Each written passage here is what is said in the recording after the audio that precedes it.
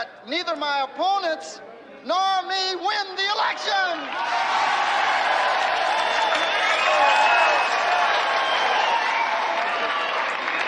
I want to ask the question.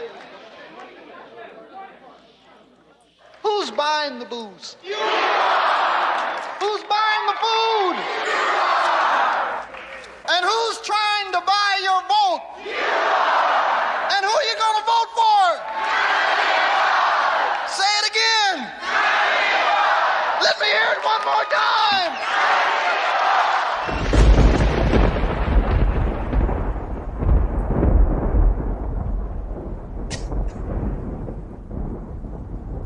Welcome to the sewers of Brooklyn, New York. This is episode 236 of Nick the Rat Radio, the only podcast that comes from down under. And I don't mean in your underwear or Australia, which is sometimes the same thing to me. Tonight is a very special episode. This is like my second big interview. The first one was with John McAfee. Madman McAfee. He was great. I would love to talk to him again.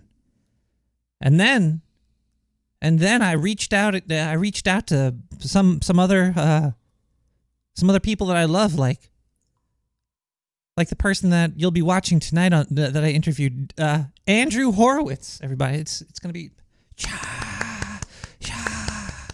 He is a money manager, but I'll get all into that. But I got his book right here. Check this out. Oh wow, it's like all blown out. There we go. Bam! Look at that mustache he's rocking back in this book right here. That's what I'm talking about. Good stuff.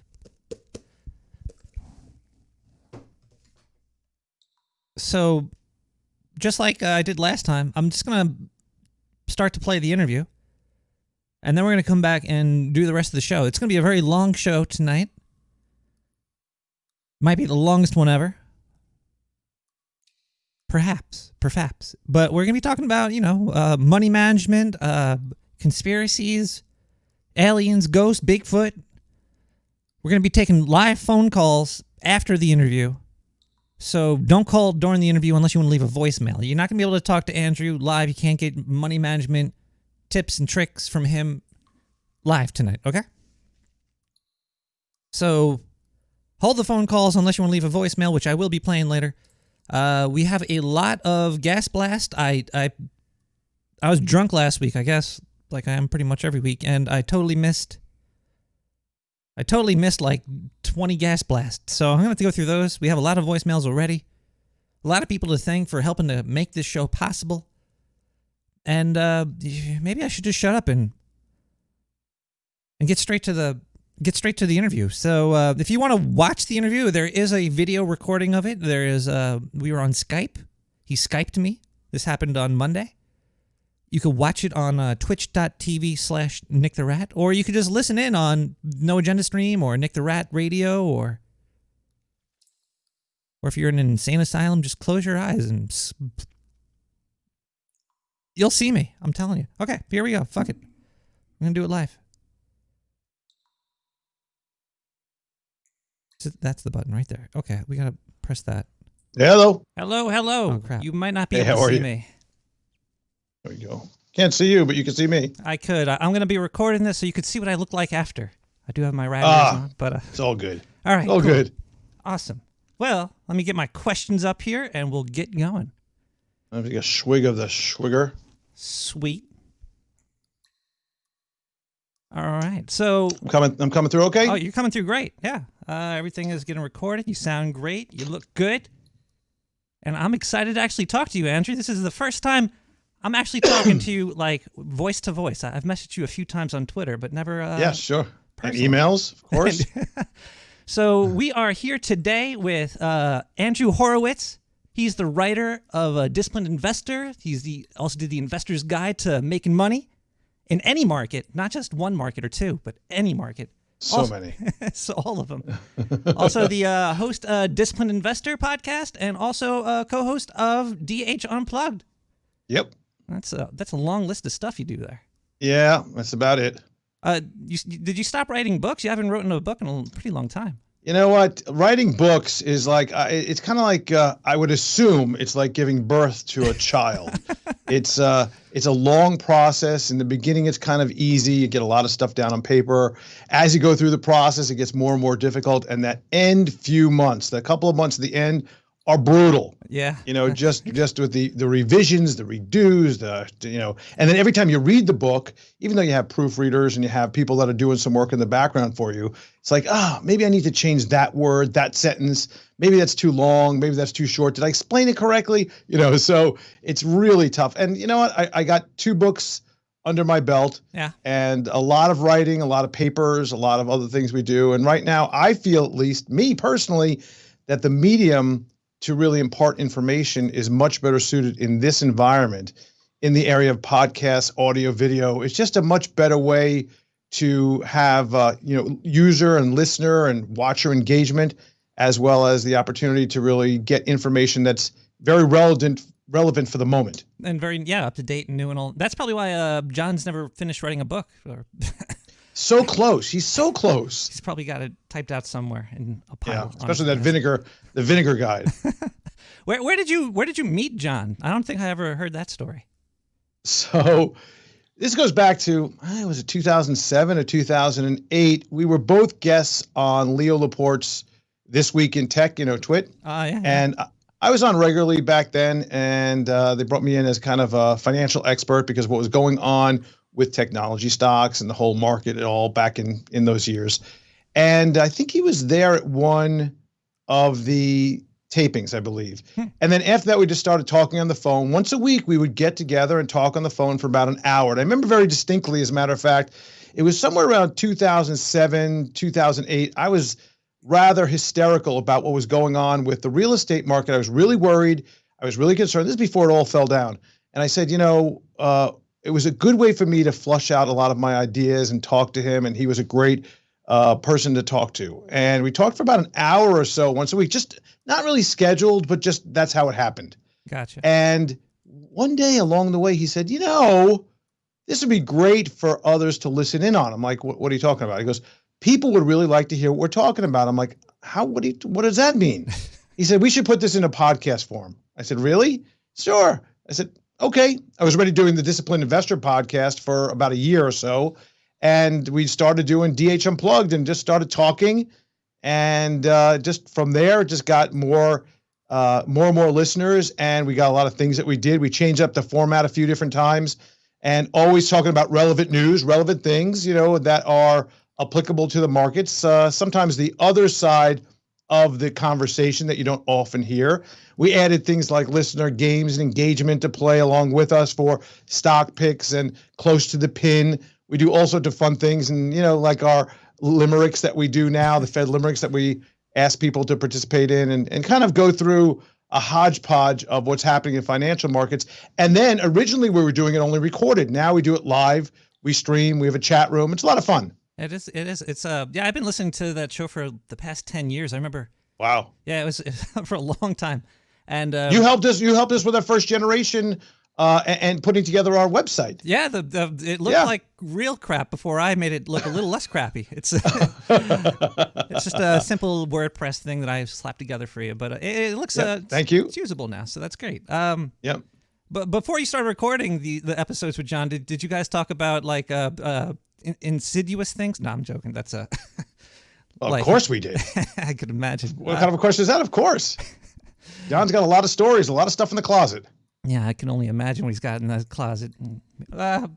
So where'd you go to college and grow up? I'm curious about that too. So I grew up in Long Island in New York and out in Comac, and was there through 87. Oh. Actually, I went to school only for a couple of years up in New York and decided it was not for me. And initially, I was really desirous of being in the restaurant business. That's what I was doing. I was a chef for a while. Worked in a variety of both front and back of the house, just for a little while, a couple of years. Decided, you know what, I'm not gonna finish up the school. It just wasn't for me. A lot of different reasons why. And then when I came to time to decide what I want to do, which was pretty quickly after realizing that the restaurant business was not going to make me the fortunes that I wanted for my lifestyle that I thought I was going to have sometime in the future. I studied up on the area of finance. So I kind of read every single thing that I could read. I went and got my certification for the financial planning, the CFP designation, back in 88. Came down to Florida actually in 87. I guess I started the CFP program back in 88 or so. Got that designation, I think it was 1990, if I'm not mistaken, on that. And then just absorbed every single thing I could from all the people that were around the country and around the world that were publishing incredible papers on the area of asset allocation, diversification, modern portfolio theory, understanding all the things that were involved with that. And back then started writing some papers on this stuff. I was always kind of really good with math. So this was a natural fit and developed a really good clientele. Started working in Florida, like I said, back in 87, 88, 89, 90. There was actually a woman who had a very popular radio show down here. Mm-hmm. And she would recommend only a few different advisors. I was pretty young at the time, but she took a liking to me. And back then we started doing fee-based financial planning, whereas everybody was working on commissions. And we weren't. We were working, well, we had one side of the business that was related to commissions, but we were doing financial planning. We would charge a fee, so it was unbiased. It was very healthy relationship with the client. We were sitting on the same side of the table with them so that we can give them unbiased advice. If they wanted to work with us, really the only way back then was to work based on a commission structure through mutual funds and the like. That quickly changed about a year and a half, 2 years later. As the market changed, I said, you know what? We want to work strictly on a fee. We want to ditch this whole commission idea and work with our investments strictly on a fee. So developed that whole platform back in, I guess it was the early 90s. And really it was taken off, and obviously we know where it is today. So we rode that kind of wave along and just picked up a lot of the good amount of clients and been down here since that period of time doing our thing. How many clients would you need to stay afloat? Like if you were to start your own, because I might be getting into the money markets and I want to tell people how to invest. Probably. Oh, so one very large client will be probably the way to go if you can. Okay. One really big one. But other than that, you have, I'm a big fan of helping people of all levels, right? So we have, especially because of the podcast, what happened was we have a $500,000 minimum for a core investment strategy, for example. So a lot of people can't make that number. So what we did back in 2009 or so is we brought that down to a different total strategy, not our core strategy, more of a trading and a long short strategy, playing both sides of the markets. If things go up, we can maybe benefit, hopefully, if we pick the right things. And if things go down on the short side, we could profit there as well. I mean, that's the plan, at least. And that's a $50,000 minimum. Then a couple of years back, maybe 3 or 4 years back, actually, a lot of people said, you know what, could you do something even smaller? And because of technology and because of the way things are, the ability to provide for a very similar strategy to we do on our core global allocations, we created a platform called Investology, which is a robo-esque. If you've heard about robo-advisors, right, that concept? Yep. So what we did is we took the best. We don't like robo-advisors at all. We think that the whole concept is bunk. But what we took was the best of their technology. So we have this advisor-crafted, technology-enhanced solution where people can go up online and answer a variety of questions that we set up. We have an algorithm that we derive to create what is the risk tolerance along with your time horizon, puts that together and comes up with a model that we created and we manage. So the front end is all driven by the consumer, the investor, people that want to put money in. That's a $10,000 minimum. And they pretty much get, with a few other things that aren't included, like some of our tax planning, our estate planning, other things that we do, but they get a core investment process that's built on what we do with our $500,000 minimum accounts. Bam. So it really is a nice marriage of technology and the human aspect involved as well. It's nice. It's nice that there's a soul involved in some of this stuff. Yeah, it is. I always think it's that's an important point, right? Because so much of what we do these days is there's nobody required to be there. Yeah, and did you hear about Robin Hood, right?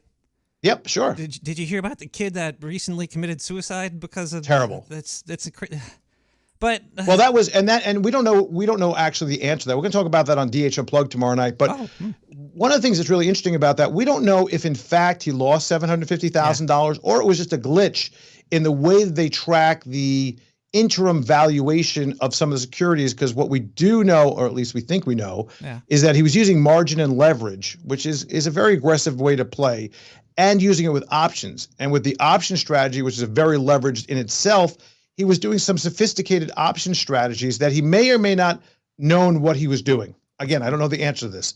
However, it may have been because the way that this is valued with a nominal valuation based on the options and the leverage, that he didn't actually lose $750,000, but the cross of the valuations gave that simple snapshot. If you look at the screen that everybody shows you, it shows you had an account value of $16,000. And he had a $750,000 loss, but there was another thing underneath that. I'm not quite sure, but the bottom line is there's a real lesson in that, isn't there? Well, because like everybody is letting like the no fee thing go through now for setting up trades. Shouldn't there be like kind of like a tutorial about everything that you kind of have to pass, or do you think that like it should be just like kind of like it's a free market, but anybody is in the investment world, anybody, and there is no limitation on your wealth, your education, can either succeed or destroy themselves very easily. And the idea that it's really easy to make money in the markets, it is in a very short period of time, oftentimes when you're lucky. I have a good friend who invested in some companies recently on the bottom or near the bottom. Why? He just did. He made a quick 25, 30% on a variety of names. And now he thought that, well, I'm doing pretty well. So he started investing a little bit more, where all of a sudden he got stopped because he wasn't allowed to be trading as often. He was considered a pattern day trader. And he didn't know these rules. And he doesn't understand the rules of how to invest, how much to invest, when you can invest. That probably isn't the best way to do things. While people can do things on their own, and I think that an individual, sure, can pick a couple of stocks they like for some reason or another, but don't get too cavalier in the fact that, right now, exactly right now, there's an incredible amount of liquidity in the markets because the Fed and the governments are pumping money in there to try to solve a couple of problems. They're trying to solve a re-election problem. They're trying to solve a liquidity problem. They're trying to solve an economic downstroke that is monumental, the most that we've ever seen in all of our lives, and trying to make us forget about it, trying to hypnotize us that, hey, don't look here in the fact that GDP is going to be a negative 40% print next month. Don't look over here that there's 20 to 25 million people unemployed. Don't worry about it. We're going to give you plenty of money, and we're going to make the stock market go up, or at least make it easier for the stock market to go up by filling a lot of those holes. That's what the governments do. That's what the central banks do. I got a question of just my own ignorance. Interest rates. What are interest rates? Can you give like a really basic explain it like what are you asking the question of what are interest rates? Like what is the CD rate or the actual word interest rates? What does that mean? The actual word, because like interest rate right now is at 0%, right? Like yeah. So there's different interest rates. So here's the deal. If I say, hey, you know what, Nick, I want you to, I need money. I need some money. And if you give me $100,000, I'm going to pay you 5% per year. Okay. You may say yes or no, but let's just go for you say, yeah, Andrew, I love you. You're a great guy. I'm going to give you this money. The 5% is what I need to be paid. So however we structure it, a loan goes out like on a mortgage or on a car, and a certain amount is paid. What they're talking about, the interest rates, the Fed funds rates, are the interbank lending and what the short end or what the like the 1 month or the 6 month or the 2 year note is paying from the federal government.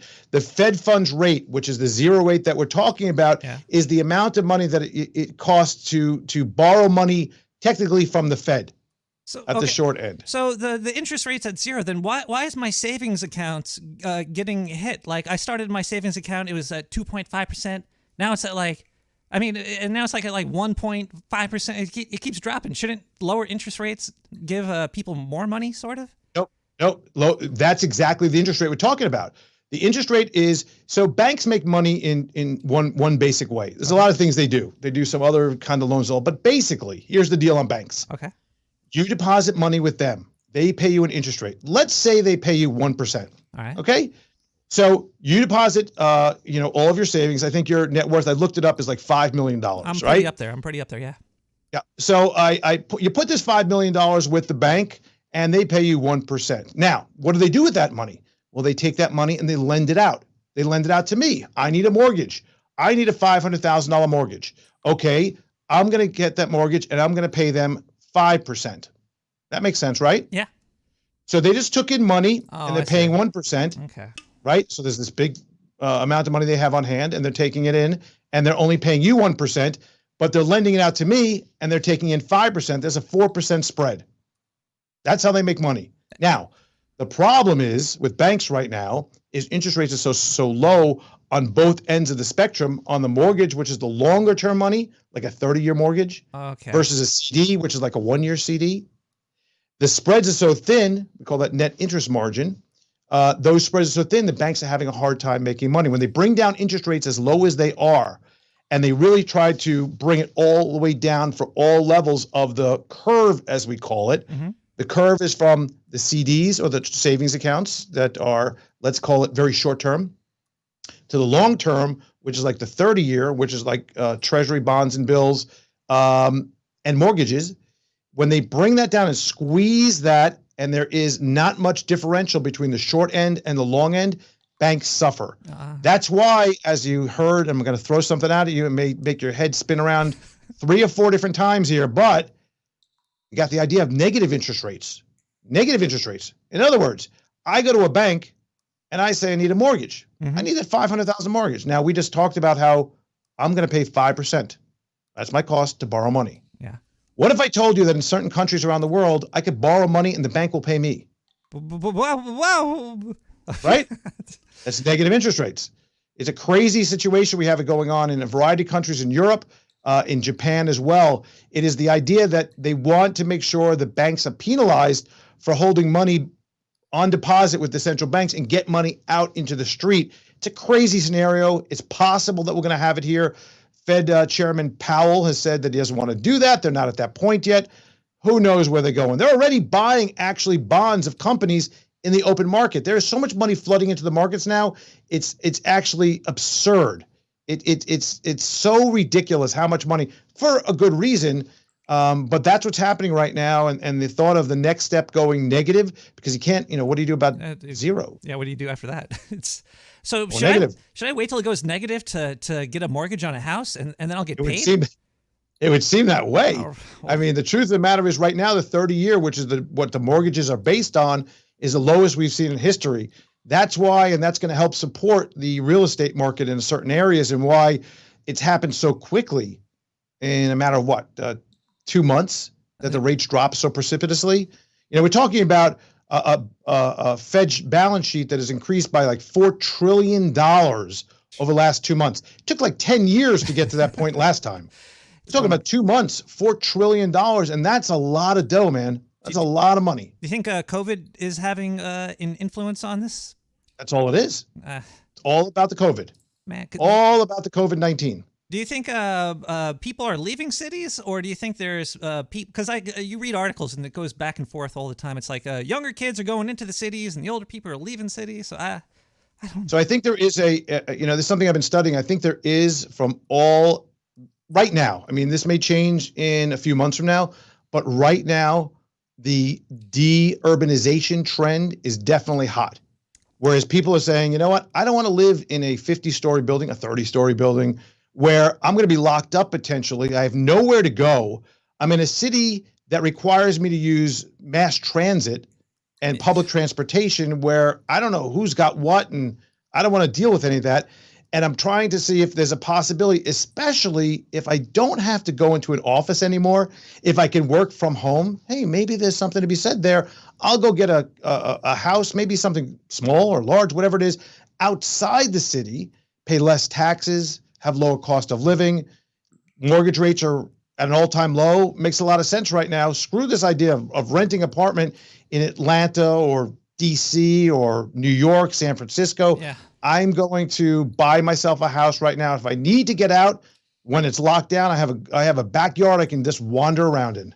I know a couple of people that actually did that, and they seem to be banking on that their job is going to let them work from home more. Right. I hope they don't get screwed over in the end, because that'll suck for them, because it's going to be they're like 2 hours away from the city now. It's That would be a problem. Yeah. That would be. You hope for that? Why would you hope for that? I don't hope. I hope that doesn't happen to them. They don't want to go. Yeah, they want to work from home, and that's why they move. So that's out. the other thing. You have to think of all the things that are involved in that. Let's take that to the next level, right? Mm-hmm. Let's say that this deurbanization process is actually happening. Yeah. Okay. So you get your friends that live 2 hours away. Let's just say that somebody didn't go that severely outside of the range. Let's say they're an hour away. Okay. Yeah. So how are they going to get into the office? This is people that relied on public transportation previously. They're not going to go with Uber or Lyft every day, right? Nope. They're probably going to buy a car. Yep. So car sales, and particularly used car sales, are probably going to pick up dramatically as people said, you know what, let me just get a car in the event I need to get somewhere. Because no longer they are, if you're living outside the city center, you can't just take a bus or something somewhere, and you may want to have a little bit more freedom. This whole idea of freedom, this is why we're seeing like RVs. You see the RV stocks, the Winnebagos, man, they are crushing it right now. Boats, small boat companies are crushing it right now. People are like, the hell with this. I'm not going to be stuck inside again. If I need to get out, I am getting out. Oh, man. What is going on with the gas prices right now? I haven't checked that recently. They tanked. Are they coming back to normal? I haven't checked. So they're still in the about $2.40 on average range or so. Oil come up to about $40 a barrel, give or take a couple of bucks. I mean, we were at negative $40 a barrel. That was crazy. That was unbelievable. Again, anytime you go negative on the price of an asset, you start having the hair on the back of your neck stand up a little bit. You know what I mean? This is kind of crazy times where supply-demand curve is really just totally out of whack. But now that we have the grand reopening going on and people going back to traveling a little bit, maybe not for a vacation, but at least transportation to get what they need to get versus simply just staying at home and hoping and waiting at the door for when the Amazon package was delivered. Yeah. The idea is that gas prices and consumption will increase. It's still down significantly. Gas prices are down, but we'll see how long that lasts. So far, there is an agreement with OPEC that they're going to cut production, at least temporarily, to maintain the supply-demand imbalance, because that's what it's all about, Nick. It's all about supply, demand. If nothing else you get out of our discussion today, everything's about supply and demand. Well, I got a question about supply and demand about marijuana. There's a lot of articles going on about 2021, like total legalization across the whole entire country. Do you think this might happen? I mean, I think it's very possible. It's all about, of course, the who gets into office and what their proclivities are. But if you think about what's happened with two things, I think two things probably we can spec this out as. The idea of marijuana sales and the potential for sales tax on it, and gambling. So legalizing gambling and legalizing marijuana are two ways that cities and states can get an income off of the taxation of those products. Yeah. And in a time where municipalities and various cities are really hurting due to the fact of what's happened because of the shutdowns of their cities, they need to reach out and find any way they can. Because if property values do come down, or there is a lack of sales tax, or there is a lack of income tax that's payable to the cities or the states or municipalities, they got to find alternative methods. So what they're going to do is they're going to reach out. They're going to be like, okay, well, where can we get money from? So the probability is, I would say, is high. Probability is high for there to be the potential for legalization, whether it's medical or recreational. If it does go legal in the state of Florida, will you be partaking? It's legal. Oh, it is already? It's legal in Florida, sure. Actually, my daughter has a card. She has a mild form of cerebral palsy, and she has a card that helps her out. It kind of loosens up her tight muscles. I actually want to see. I think it's medical in New York, I think, as well, but I could use some. Are you a sativa guy or an indica guy? I like the indica. I like the sativas. I like to get a little bit more creative with it. Huh? Indicas make you a little bit more sleepy and tired, and sativas get you. Are you a flower or an oil guy? Well, that's the thing. I used to only be flower, and then I switched over to oils because it was easier. But then if you get it illegally, you don't know what you're getting in there. And I just completely stopped, actually, for the past year or so. So Are you a Keef or a hash guy? More of a Keef. Keef is more fun than hash. Hash is laid back. Huh? Well, I got you. Cool. I don't know much about this. I don't even smoke, actually. I don't. I truly don't. I really honestly don't. That's where I was. For the disciplined investor, who was some of your favorite people that you interviewed? Like, so, because I want to go back, because I haven't listened to much Disciplined Investor. So there's been a variety. Let's see, who are some of my favorites? I mean, there's a guy named Das who is always really good. Who else was really good over the years? There's been so many people. Jim O'Shaughnessy was good years ago. I mean, I've had a lot of, one of the things that I'll tell you the other side, who was the worst. Okay. Usually the politicians or the people that are in government of sorts. Mm-hmm. I've had several different names on, like a Robert Reich. I've had Larry Kudlow back in 2008. He was, kind of a little bit kind of like, Larry, aren't we entering a recession? Absolutely not. Larry, don't you think unemployment's going up? No way. I mean, so he's still doing the same thing today as he did back then. Trying to keep them votes. I think that, who else did I like that? I mean, we've had Frank Herzio is a regular guest. He's always great, talks really fast, New Yorker at heart. I've had, let's see, who else have I had on that's really good? Oh, there's so many names. I will tell you that if you go, this is the way to figure it out. Go over to disciplinedinvestor.com. Yeah. There is a visualizer, Ooh. a guest visualizer. When you click that, it'll show you how many times the people show up. Danielle DiMartino Booth, for example, great Fed insider. She's wonderful. It will show you, and probably the larger names, the ones that I like the most, because we get them back on quite often. Okay, that's a great way to look at it. Thanks. Were you ever nervous about interviewing somebody? So there have been people that it was the same thing. It was the people who were like the guys that were the head of the economics team for Obama, for example. I was really kind of nervous about it. And I don't know if maybe I screwed up the interview, to be honest with you, or he was just, not that great of a person to interview. Mm-hmm. But it's the same thing. It's anybody that has real power. I was always like, okay, I want to make sure I do this right. But in the end, I have found that people are people. It's, just easy. Just ask the questions, Gotcha. Nobody's going to trip you up. Craziest person that you interviewed? Well, other than politicians, I guess. Was there anybody like a conspiracy theory person that came on that was like, there's a guy, what's his name? I can see his face. Mark, you get me on the spot here. He writes like the some bearish report. I forgot his name. Mark. He's out of one of the islands. He was pretty out there. All right, we'll find out. Actually, Harry Dent is a pretty crazy dude. There was a guy who wrote a book. What was he? No, now you got me all screwed up here. You could tweet it later. We'll get it out there. There was a guy who came on. I interviewed him a couple of times. He had a great book about the concept of it's a fascinating book where America went in and basically developed oil in a lot of different countries, and then we took over their land. It was and he was one of these guys that was like an assassin and all this. So he was great. And then I had him on like 2 other times. The third time I think I had him on, he was starting to talk about like astrology and some really weird stuff. And I'm like, where are we going? What are we doing here? I know you're talking about the economic hitman. Yeah. Economic hitman. That's right. John. He's back and forth on him. Yeah, John somebody. But anyway, he went on to talk about some really strange things on our last podcast. I'm like, okay, I think we're good. Well, we might be getting there soon on this one. But I got a question from the audience. I don't know if this even is pertains, but let's see. How much influence does Benjamin Graham and his general formula for value investing have on you? So I think, when you look at that, I think it's important to look at like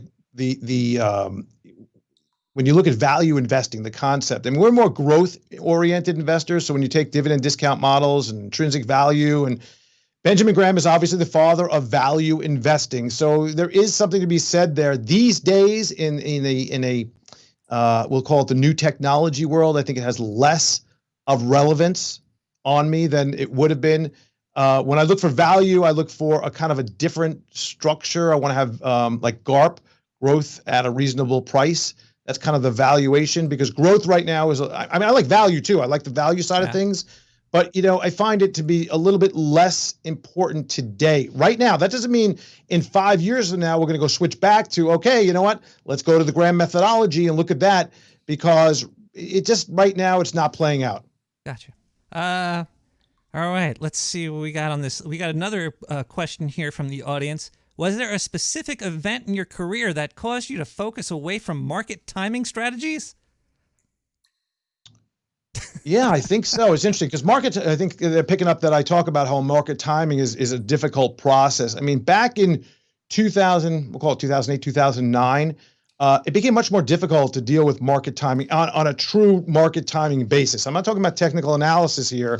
One of the problems you have with market timing in this world of an ever-present central bank is that they keep on flushing money into the system. Therefore, when we saw last week or the week before that 1,800 point down day for the markets that happened out of nowhere, and then all of a sudden they turn around and go the other direction, you had to be just right to slip in right before, get out right after. That's almost impossible. Yeah. Market timing doesn't really work very well. I know that I've studied people like in the past, back in 1987 and a few of those different times when we had markets that came down. There was a famous woman, her name was Elaine Garizella.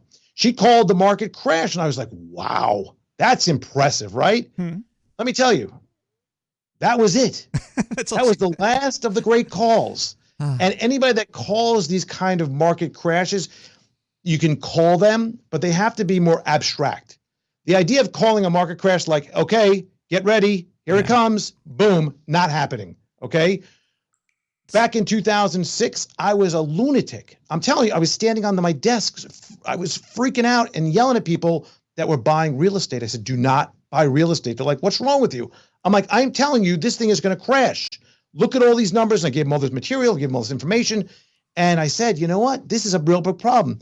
It didn't crash for 2 years. So if I was set up to simply bet against the markets or even real estate, and you saw probably The Big Short, this guy almost went bankrupt on the best deal of his life. Fortunately, stuck it out. So I think that market timing on the short term is very, very difficult. Longer term, it's a little bit easier when you look at valuations, and like where we are today, we're a heavily overvalued market by any standard. Do you think gold is undervalued right now? I mean, gold is relatively fairly valued. I think that it, what is it, 1750 or so on gold right now on per ounce. I mean, I think I like gold for the idea that it's probably going to be a good play if we have the potential for inflation and people want hard assets. And the potential for inflation is very high right now. Right now, we have a situation where we have unprecedented amount of monetary policy, which is the low interest rates and the bond buying and the quantitative easing that's going on, not only here in the United States, but around the world. Then we have that combined with extremely powerful fiscal policy, which is the $2, $3, $4, $5 trillion that's come in the market, the $1 trillion that's being talked about today, being used for infrastructure development, the potential for helping out states and all that. This money doesn't just evaporate. And the fact is, even though we have one of the worst recessions in our lifetimes or we're in it right now, the fact is that it could lead, and I do believe that it could lead to significant inflation. I thought we were going to have inflation back in 2008, but the fact of the matter is due to technology. And you think about a lot of technology, what does it do? It just repurposes an old idea and makes it much more functional, and it makes it much more easy to use somehow. You see a lot of commercials for, hey, we got this new app and look what it does. What does it do? Well, you can buy erectile dysfunction medication for it. How great is that? I'm like, well, what do they do differently here?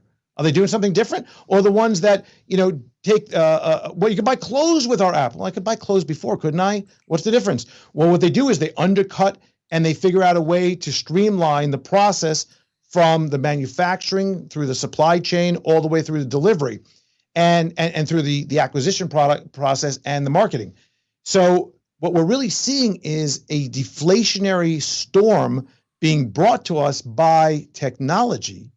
And that's meeting head on with the supply demand issue that we're seeing right now, supply disruptions and demand disruptions because of the COVID situation. And because of the amount of money that's being flushed into the market, the $600 per week, for federal unemployment, the PPP program, the EIDL program, the Main Street lending program, the bailouts that we're seeing. All of this could end up being inflationary, and gold does seem like a reasonable thing to put in your portfolio. This is not a recommendation. No, I'm not saying it that way, okay? But it does seem like a very smart thing to do. I heard that it might go up to 2,800. I'm reading here if it was adjusted for inflation today. I don't know, just throwing out numbers. Yeah, I mean, I think if we do have inflation, it is a pretty good opportunity to think about gold, silver for that matter, other commodities. I mean, even stocks for that matter. That's why they're going up as they are. And certain bonds like Treasury inflation protected securities or TIPS. Ooh, I love. Oh, TIPS. I thought you said something else there. Do you think the Fed is? Do you like the Fed, or are you anti-Fed? Are you and the Fed? I am. I have found the Fed over the last number of years to be very. They're distorting price discovery. They're creating an environment of moral hazard.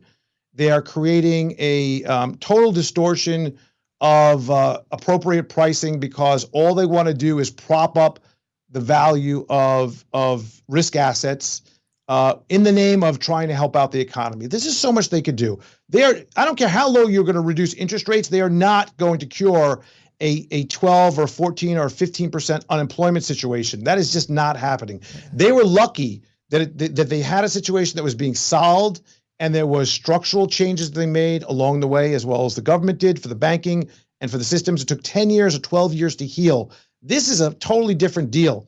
Them just constantly coming into the rescue of the market is going to create an incredible amount of bubbles, risk asset, and moral hazard related to risk assets, as we're seeing with stocks that are going up 200, 300, 400% in a day, 1,000% in a day. Yeah. People believing that, I mean, we have people on Twitter and live feeds saying that they're better than Buffett, and people that are out there that are saying that, hey, just buy a stock and it's going to go up. And you know what? Just buy things like Hertz, that was bankrupt. People are buying bankrupt companies. That's crazy. That makes no sense. No. It's insane. I guess let me just ask you one more question because I don't want to take up too much of your time. I'm sure you're very busy. So, hey, what are you talking about, bud? Okay, well, anyway, I got a question for you. Okay, sure. I've been wanting to know this for years. Your last name isn't the Rat, right? Well, of course it's not. It's just Nick. I don't have a last name. I am a rat, though. How'd you get Nick the Rat? Where's that name? Did anybody ever ask you this? Does anybody know? Where's this name come from?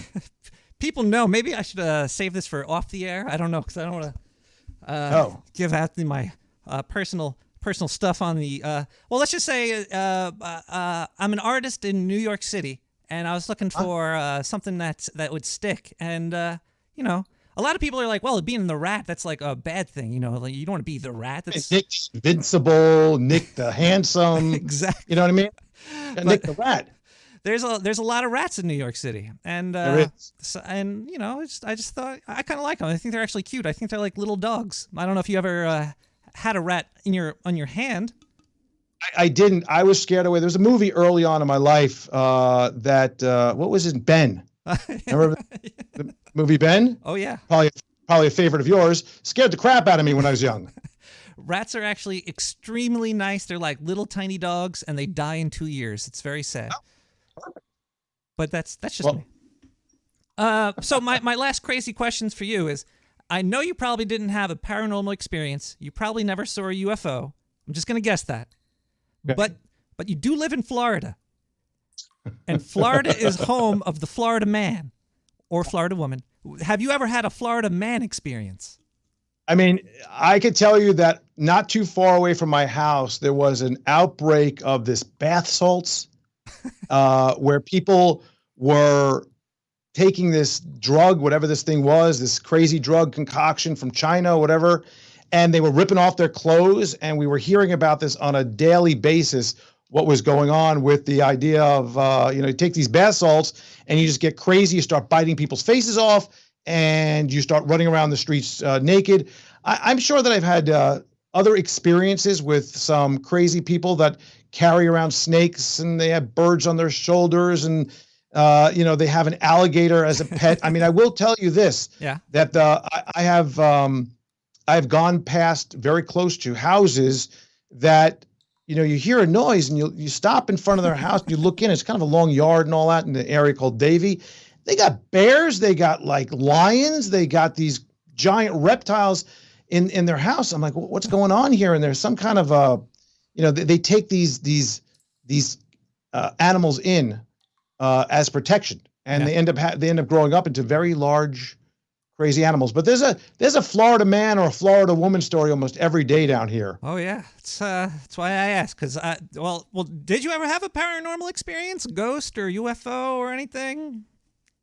No, okay. I did one time have a procedure done where I had some kind of like an epidural, and I woke up and the most beautiful song that I ever heard was playing, and I tried to write it down because I thought I would be write it and it would be a smash hit. Yeah. And got it 2 minutes later. That's so how it goes. Well, Andrew, I just want to say thank you so much for being here. And if you'll ever come back, I'll have you back again. I don't know if... Right.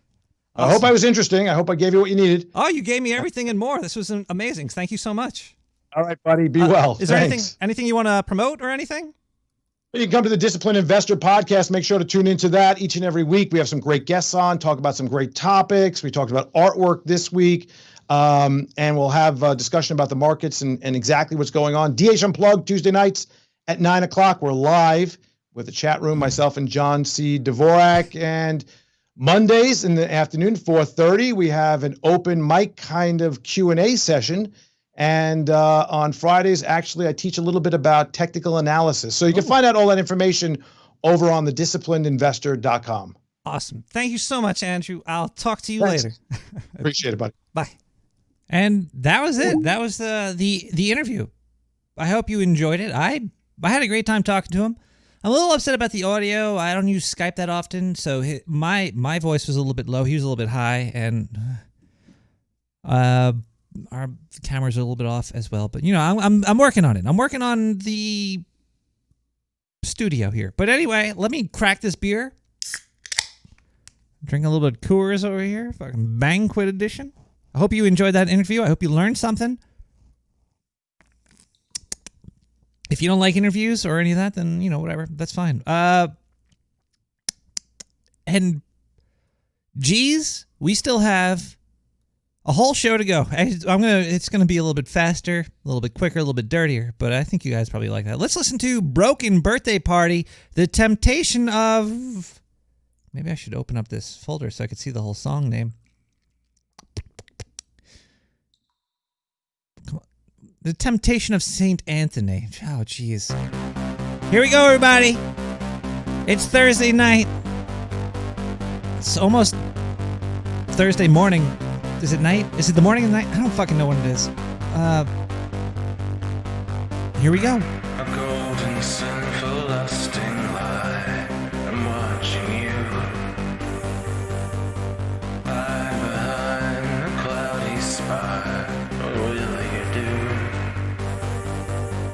Walking in the heavens high on a spindle.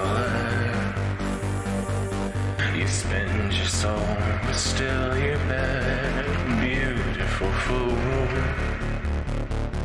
Kneel before me half awake. Rely on fate. The ones who've gone before you lie in my wake. Abandoned by your garden sky down in Babylon. Come to me, it's what you want. It's up to you. Make a stand out in the desert, praying to be free, forever bound by gravity and reality. Before the throes of ecstasy, paradox of faith and morality. Come to me, Saint Anthony. I'll make you fall in love with me.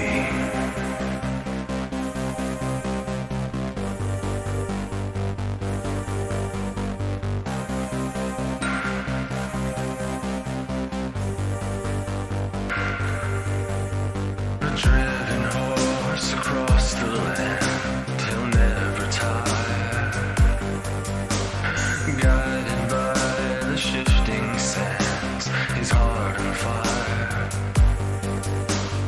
Lost out in the desert, I have you in my sights. So black and white, like wrong and right.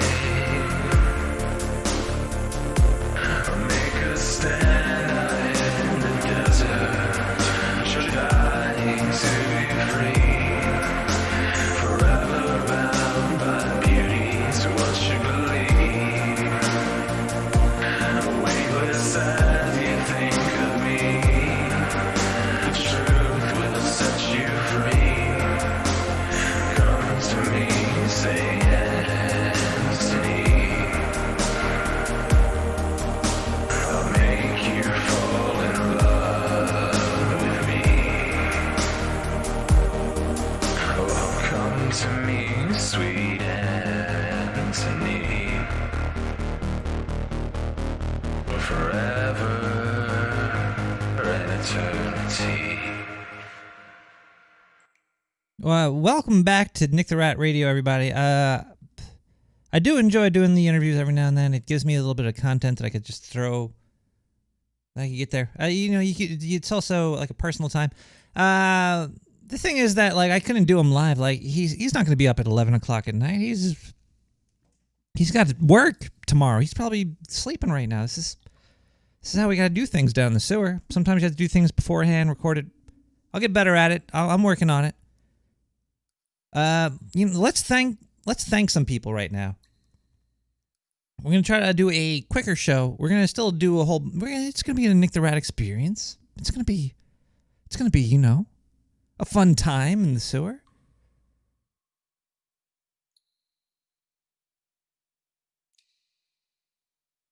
Man, my chat room.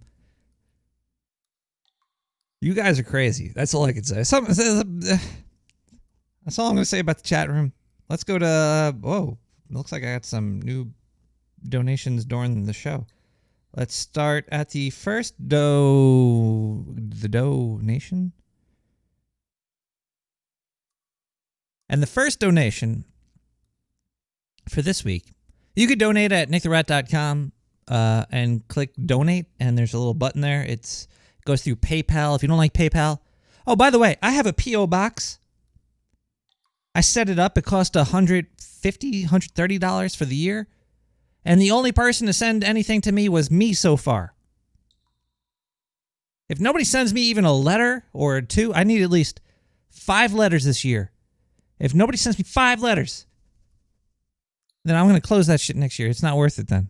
But, send a written letter, send some hair clippings. I don't fucking know.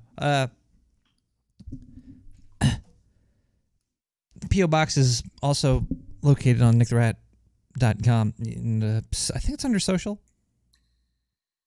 I think it's like a P.O. Box 549 or some shit. I really shouldn't say it until I know what it is. But anyway, you could send stuff to me, and I'll check it out, and I'll read it. I'll read letters on the air. I'll report back to people what I've been sent. You could send packages there. I sent myself a couple of test packages and a couple of test mails.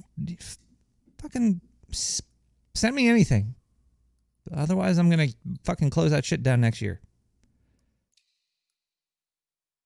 But let's get back to the important stuff here.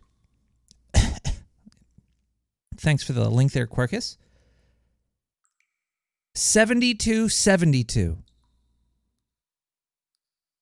Holy hullabaloo. Let's read this here message from them. I'm also going to probably give their business, because I'm sure that they don't mind having their business promoted. Who would? And also, I like their business, so I will promote them. Hello, Nicolale. I guess that's what they wrote there. Nicolaie. Nicolay. Hello, Nicolay. A modest donation here to maybe help keep the sewer sound waves alive. Cal from Lavender Blossoms. If you like lavender, I'm sure who doesn't like fucking lavender? If you don't like lavender, you might be allergic to it. And if you're allergic to lavender, then I feel bad for you. Because lavender is a very sexy herb. I don't know, I have it on a chain. Maybe because I'm into BDSM, BSMD, BHD, ASMR, BDSM. You get lavender products there. CBD, lavender, lemon lavender sprays and lavender rubs and oils and drops and oh yeah, oh, good stuff. It's a really. Sometimes I'll just take a. Sometimes you just gotta take a bag of lavender. Oh God.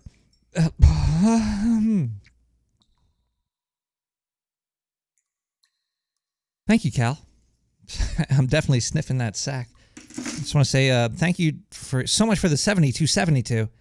Let's see the next donation here. We have MA. I don't like to say people's names if they're doing a subscription account or a donation without a message or anything. But I will say their initials, so it kind of lets the person know who they are. We have MA with a 420 subscription. This is not part of it, but ow!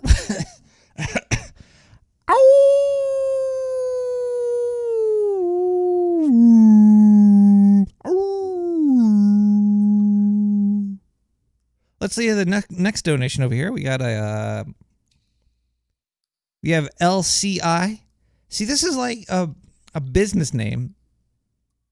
I'm not even too sure what they do. I should check this out here. But they also gave me a 420 there, LCI. You know, next week, if I'm going to do some research into LCI, and next week I will see if it, maybe I'll even message them to see if I could talk about them there. Holy camoli. We have a 7070.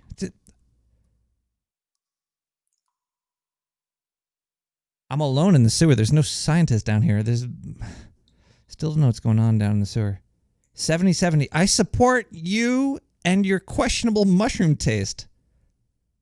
Effing gross. What's wrong with my mushroom taste? I like shiitake and those brown little mushrooms. The white mushroom's a little bit iffy. Canned mushrooms are a no-no. No,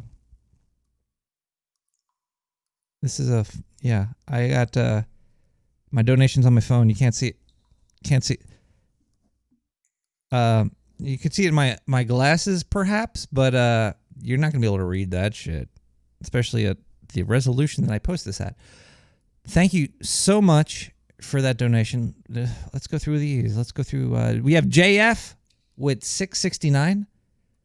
Talking about JF with 69. I'm going to be, I'm 99.999% sure I'm going to be on Hog Story tomorrow night. I thought they only aired on like Monday nights or something. I don't know what they're doing on Thursday night.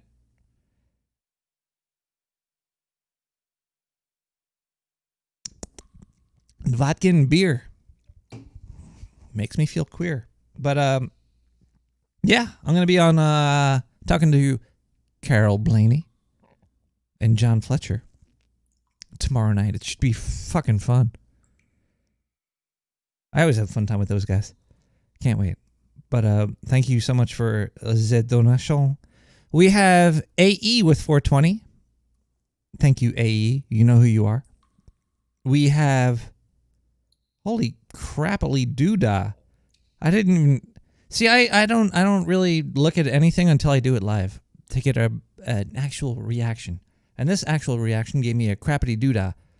2468. Oh, actually, was this the?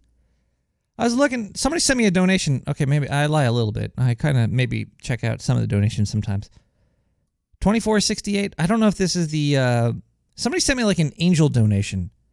This might be it. There's like a. Let me check this really quick.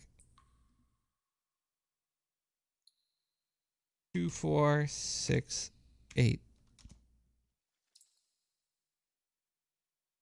Meaning. Yeah, this is it. This is it. From MZ. Horowitz definitely did donate 1.2 million there, Blitz.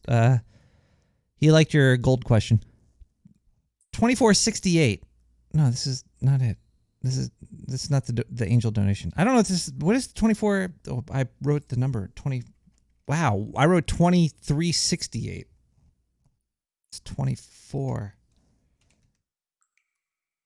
There we go. In numerology, 2468 may mean that angels from above recognize your efforts and hard work in improving and achieving your soul purpose, motive. Well, thank you so much, MZ. I do think I am finding my purpose in bringing people together because that's what I want to do. I want to have everybody coming together at the same time. It's kind of gross, I know. MY420. Thank you so much, MY. You know who you are. MY's been there for a long time. We have a cancellation. We have a 420 cancellation from AE. Thank you so much, AE, for the amount that you have put in. And I hope everything that you have... Oh, wait. There was a cancellation, and then there was a restart from AE. Hey, Nick, baby, I think maybe my earlier transfer from this month bizounced, but here it is. I canceled my sub because I'm killing my PayPal account after this, and I will continue to donate by check to your BOP, your BO box. Whew. Yeah. Fuck PayPal. Also, I wanted to say happy 27th birthday to my homie Murdoch. Murdoch?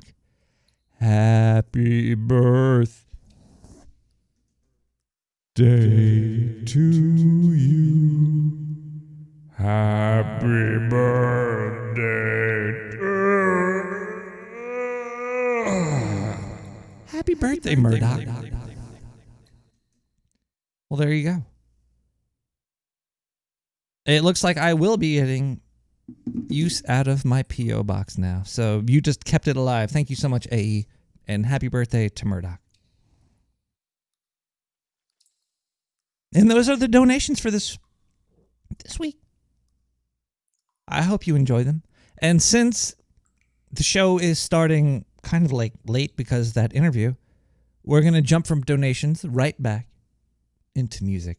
We're going to be talking more about money tonight. I think money is definitely the topic because we were just talking to a money manager. I have a lot to say about money and managing it and the meaning of money and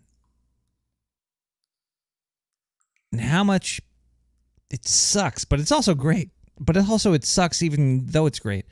I'll talk about that a little bit later. Let's go into a song over here. We're going to go right into a song. It was definitely a constipated birthday. I do everything. I do constipated birthdays now. Your left ball is pointy, bro. Are my balls showing on the Twitch stream? Okay, let's go to another song. We'll be right back with more Nick the Rat Radio. I think Zindu sent some news. Really? There's news? Okay, let's go to song number 2. Le Gang, Money Go Round. Money Go Round, baby. La Gang. La Gang, Money Go Round. Round, round, round, round. Money, money, money, money go round, round. Money go round, money go round. Money go round, money go round.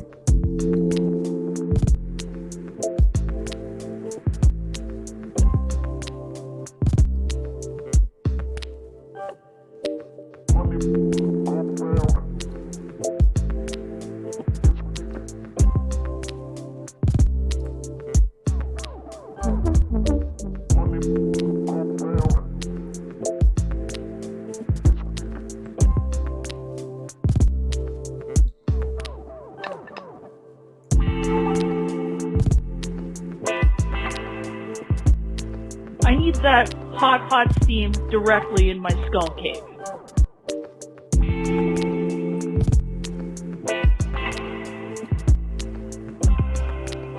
Thank you to Nick the Rat.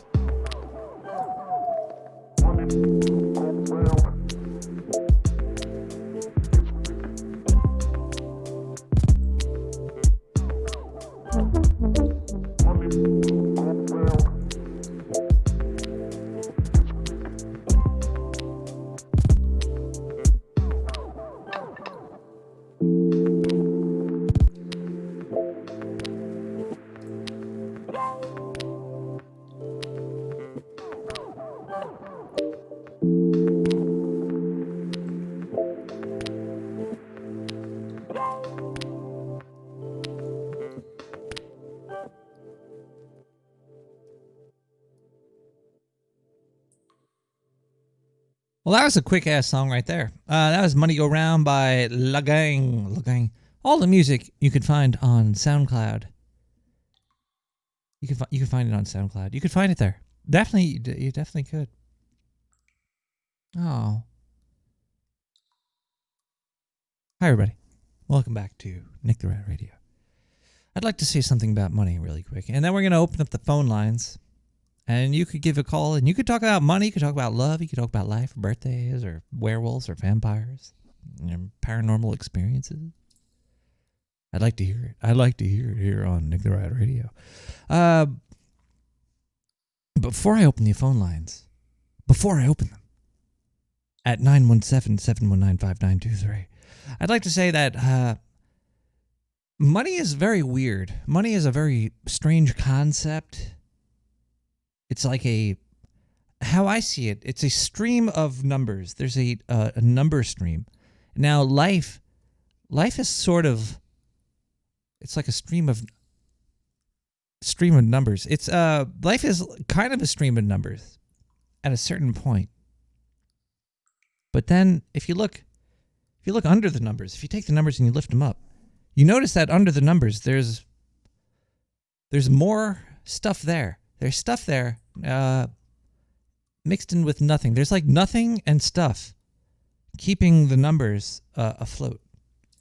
And it's kind of it's a way of control, basically. That's how I see it. I think money is a system of control. I'm not gonna lie. I think we all love money. It sucks. I love it and hate it. I think we all love and hate money. It's like an evil necessity. It's like it's a medium of yes, it is exchange, but some people, there's things that you could exchange that aren't money that I don't know, maybe it's better because people still lie. There's lies involved in humanity, and lies might be worse than money. I don't know, maybe we could take a poll right now.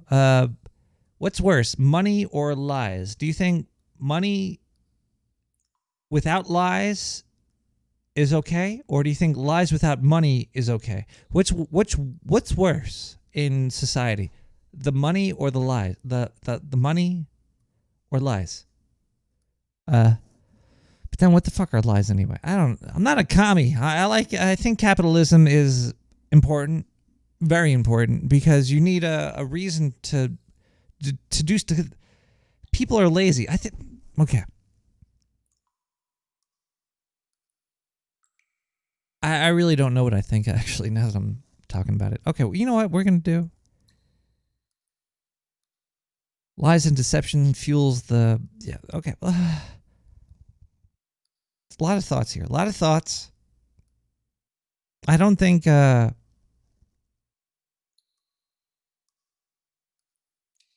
could tell you what I truly think and feel, which... it still breaks down because there are lies in society. And once you hit a lie in society, then society breaks down, I think. And I think you can't get around lies unless the mind wasn't free. If people didn't have free minds, then maybe lies couldn't exist. But you need to have lies. Lies need to... Not only do they need to exist, they just do exist. Because, like... It's kind of like colors. Like, I see the color red, and my color red, you will see it as red as well, but we still might see red differently. Now, is that a lie? Is that a lie? If I see red, I might get memories or feelings or thoughts of like hot dogs or some shit, and you might see red and you might get thoughts of fucking like cars. I don't know. So you see red, and you're going to have feelings that are different than my feelings. And my feelings are going to be different from your feelings about just like a fucking color. And then if you break it down even further, like even though I could point to red and be like, that right there is red. And you could point to the same thing and be like, yeah, that is red. Like what I'm pointing to and what you're pointing to as being red might not be the same exact. Like, my red might be your green, but everything that I see as red as your green. It gets really fucking weird. It's reality tunnels. It's Robert Anton Wilson was definitely onto something with these reality tunnels. Kitty doesn't even fucking believe in red. Somebody 69 is their 69. I don't know what's going on in the chat room, but we're gonna listen to a. You know what? Let's open up the phone lines. The phone lines are now open. If you can't make it through, it's because too many people are calling in. Let's listen to a voicemail. 917-719-5923. Welcome to the Long Show. Hello. Ooh. Dark sewer dwellers. Ooh. Wouldn't you love to speak to a Brooklyn sewer rat? Ooh. Well, call now.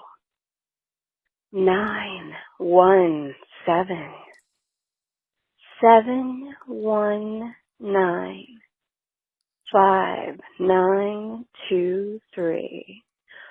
Call Nick the Rat now and tell him all your deepest, darkest secrets.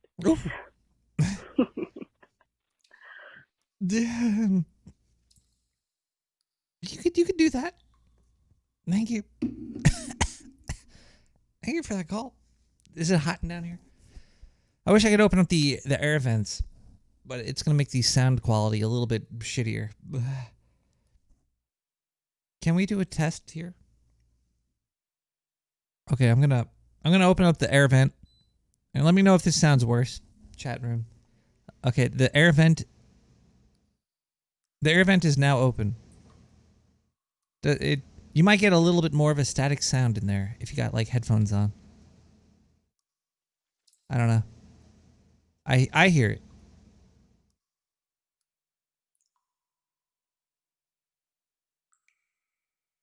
The windows and phone lines are now open. You know, I might keep it open for a little bit. I'll turn it off if I get cold in here. But Ted, when the note, yeah, you'd hear it. Yeah, I hear it too. Okay, you know what? Fuck it. I'll suffer for my artwork.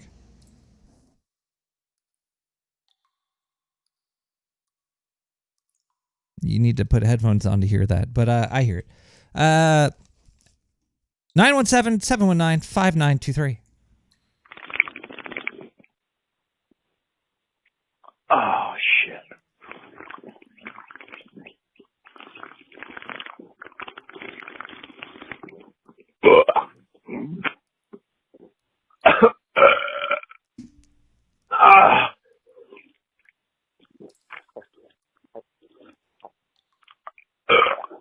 Hey, hello? Hello?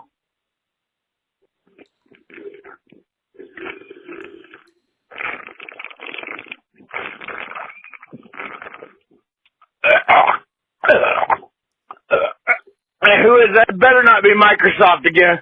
Oh, fuck. Not that. Oh, fuck.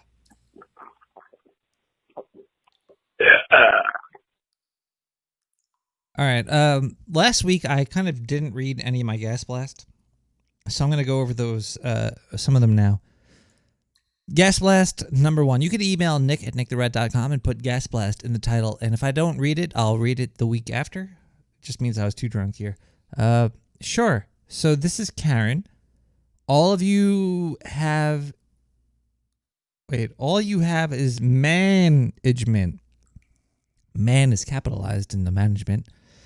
That's it. I want to talk to woman management. Woman management. Yelp will hear about this. I'm never eating in the sewer again. All right, you got a point there. You know what? We're going to switch it up to personament. So you don't have to worry about that. Thanks, Karen. Oh, man, I saw there's a lot of crazy news out there today. I'm just going to go over this really quickly. I don't like to talk about politics or news. That's not my thing. Zindu does that. But there was that NASCAR driver that NASCAR told him that there was a noose hanging there. And people are starting to get mad at his name is Bubba. Why are they getting mad at Bubba if NASCAR is the one that told him there's a noose hanging there? Like, I don't know the whole story. There's like, the story is very, very confusing. The first time I heard the story, I thought that there was like a noose in his car. I was like, what? Somebody put a fucking noose in his car? That's fucked up. But then I heard that NASCAR told him there was a noose in his garage. And then I'm learning that it was a thing that was there for years to pull down his garage door. Very, very strange. Very fucking strange. It's like Jesse Smollett, but it's also not. Like, Jesse Smollett probably lied. He probably lied. Who knows? I don't know if he lied. Maybe somebody paid somebody to go up to him and do what they did, or maybe he paid them, or maybe he did what he did. I don't know. I don't know these people in real life, so I don't want to pass judgment. I don't want to get anybody upset. I don't want to anger anybody with my opinion. I don't really have an opinion. I'm just telling you what I've heard. And then there was the NASCAR guy that had the noose, but it might be a pull string that was there. But NASCAR told him that there was a noose there. I think. I don't know. Like, it's so hard to find the truth in anything. And it's very upsetting that the truth is not out there. Maybe the truth is out there. The truth is out there. But it's very hard to find. And I forgot what I was going to say. I was going to say after that one. Oh, there was also like another Karen incident that I saw. That was very strange. There was a very strange Karen incident. It took place in San Francisco. Some guy was driving. He was driving his car. And a quote-unquote Karen. Okay, a lady driver cut him off and flipped him off. The guy followed her home, whipped out his phone. He's calling her Karen on the video. And she goes insane. She's like, oh, she's wailing and crying. And he's like, here's her license plate. Here's where she lives. He's showing like the camera and the footage. She's like crying. And she's sort of acting. There's a lot of stupidity happening on all sides. Like, the guy claimed that the quote unquote Karen lady called him names and flipped him off and cut him off. I had worse shit happen to me while I was driving, and I didn't follow these people home and record where they lived, but it was like two insane people. There's way too much insanity happening out there, and there's way too much clout chasing. Definitely clout chasing. Clout chasing and victim blaming and just fucking grow the fuck up, everybody. Everybody grow the fuck up, please, on all sides, on all fucking sides. If you're scared of anything, just grow the fuck up. Not cloud chasing, clout. Clout. There's clout in the cloud, though. There's clouds rain clout. It's like getting pluses in the fucking chat room. I don't know. It just upsets me that people can't relax. And you can't tell people to relax. If you tell people to relax, they're going to do the opposite of it. It's a very negative thing. I have a personal story I wish I could tell, but I can't tell it because it would just not, it would be a very unrelaxed situation. 917-719-5923. Phone lines are open. Let's listen to a voicemail. And then we're going to go to a song, and we'll be back with more Nick the Rat Radio. Hey, Nick. This is God. I'm so fucking disappointed. Well, Lucifer needs to make another layer of hell. You and your little buddy Zindu. Have fun. God damn. No. This is God. And after this musical break, we'll have a clip from Zindu. That was gross. I'm sorry, people. By the way, if you're tuned into the video stream and you see this ITM patch on my Condor hat, I'm a big fan of these Condor hats. I think it's Condor. They make like a nice $16 cap. Fits nice, looks good. It's got a little Velcro thing there for like army fucking shit or whatever. You could also get one without the thing, but Gator Lady. This is a Gator Lady patch that says ITM in the morning from Gator Lady. I feel so fucking lucky. I miss Gator Lady so fucking much. A lid, a cap, a lid, a hat. Fucking. Where is Gator? I think tomorrow I might call a Gator Lady.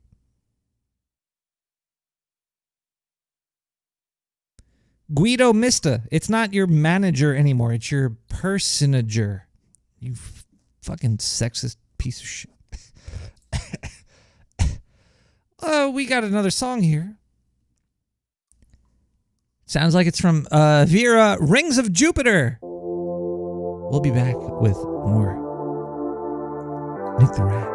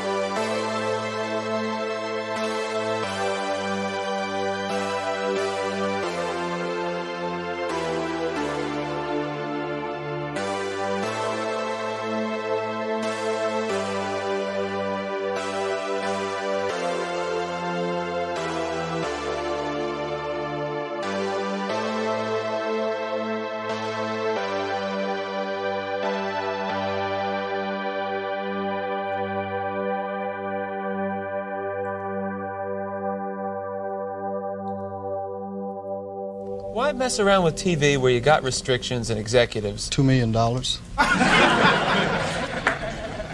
do it, I guess, yeah. That'll do it. Well, I thought, I checked this out with... I was going to have a chart on the show. They wouldn't let me have it. I was going to have a chart. I was telling someone else this. I was going to have a chart to show that as the shows got worse, my money got larger. They call it integrity chart. Say, integrity 3, money 12. I got it.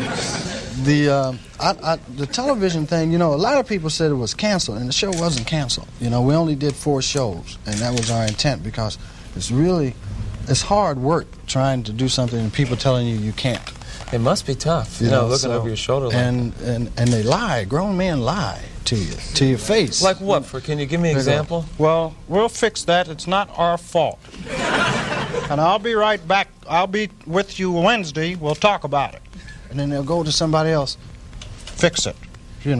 Make sure that doesn't get on, okay?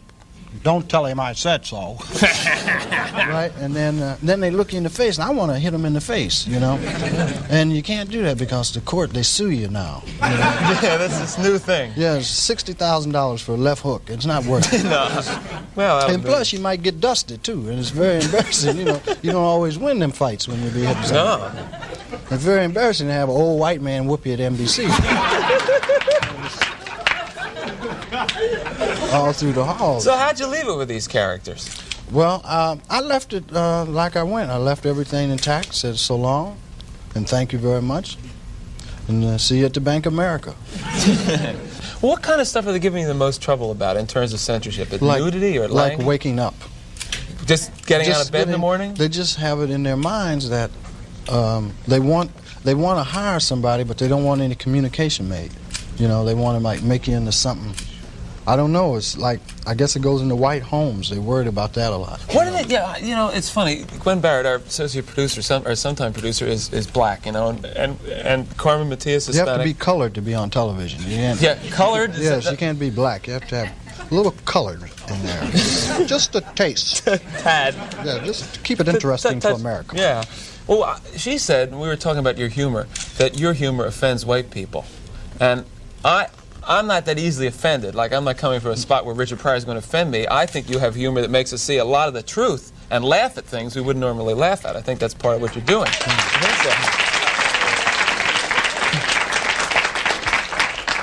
What do you think that these executives are afraid you're going to do to white America? Probably stop some racism. Stop racism? Yeah. I'm probably afraid of that because then people don't hate each other. And people start talking to each other, and then they start talking to each other, they find out who's the problem. Which is? Greedy people. Greedy people. I have a couple things I want to ask you there. Do you really think that some of the guys that you dealt with at NBC, no names, right? Because there's lawsuits for that, too, that some of these guys really want to promote racism actively, or is it a subconscious? I just think it's part of capitalism, is to promote racism. Right? In order to make things work. If you feel better because you're white and you can get a job, you use that. I mean, I would. Absolutely. Say, I'm sorry, Jack, but shit, they say I'm white. I'm going to use this. Right. Absolutely. Get this job. I'm hungry, But, and that separates people. So they keep people separated, and that keeps them from thinking about the real problem. That's as simple as I see it. Probably it's not that simple, but... Now, all right. You and I are about the same age, right? We're in our mid-30s. How long is it going to take before guys who think like you, and I say guys who think like me, people who don't want to have racism in the country, people who don't want to be oppressing any minority, whatever it is, sexual, whatever minority, really get into positions of power and can change things? You can't get in a position of power, it seems, if you think like that.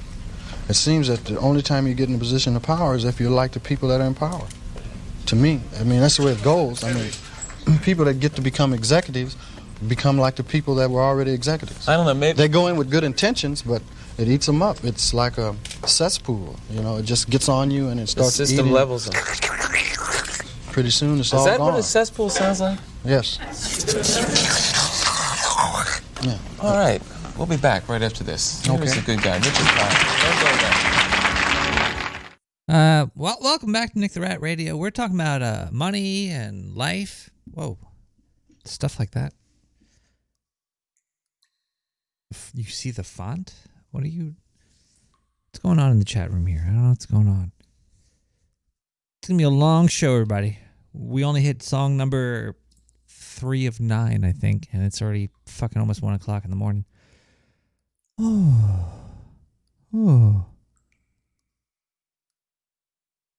The scrolling font is from Doom. That's like a Doom font.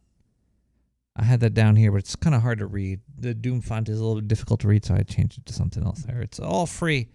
I always choose free fonts, free music. All the music you'd find on SoundCloud, CC BY 3.0. I like to spread culture. I like to spread free stuff. Like, my show is free. You don't have to pay to listen to this. 100% free. You can go to nicktheratradio.com and listen to episode 1 right now. And it's fucking easy to find.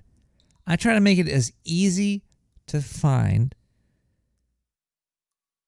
It might not be categorized very great. Like, there's a lot of podcasts out there. You know what? I'm going to have to get a little mean right here. Even with No Agenda, I'm going to get mean with No Agenda. Try to find No Agenda episode number 1.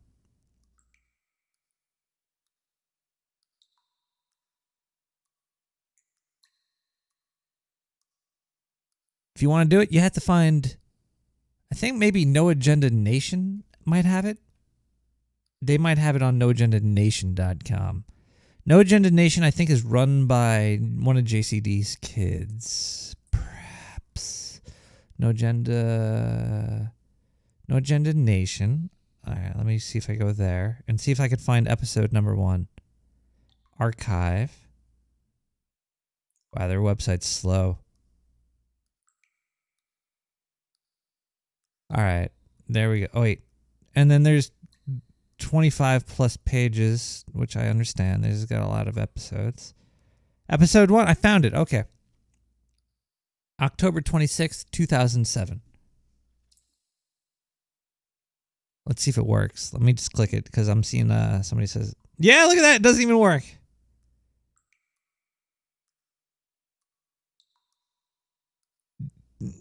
No agenda. What the fuck, man?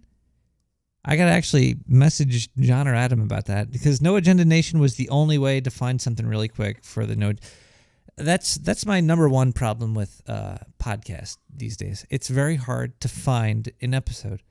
You go to nicktheratradio.com. I have 200 episodes that you could click and find easily. Let me go to nicktheratradio.com. And once I hit, well, they're on like episode 1000. I think it'll still work once I get there as well. I know it gets a little bit more difficult when you get further in there, but you know, I don't even know my website name here. Nick the Rat. They also, they were from 2007, like, technology was a little bit different back then. Let's see, episode 200, 160, 41. January 31st, 2016. This was a good thing. Somebody brought up that I was listing things in from 1 to lower. It should have been. So 2016 is when I started. They started in 2007, so they got it. Nick the Rat, live from the sewer, take 2, and action. Action. Everybody take your pants off. That was Nick the Rat, episode fucking 1.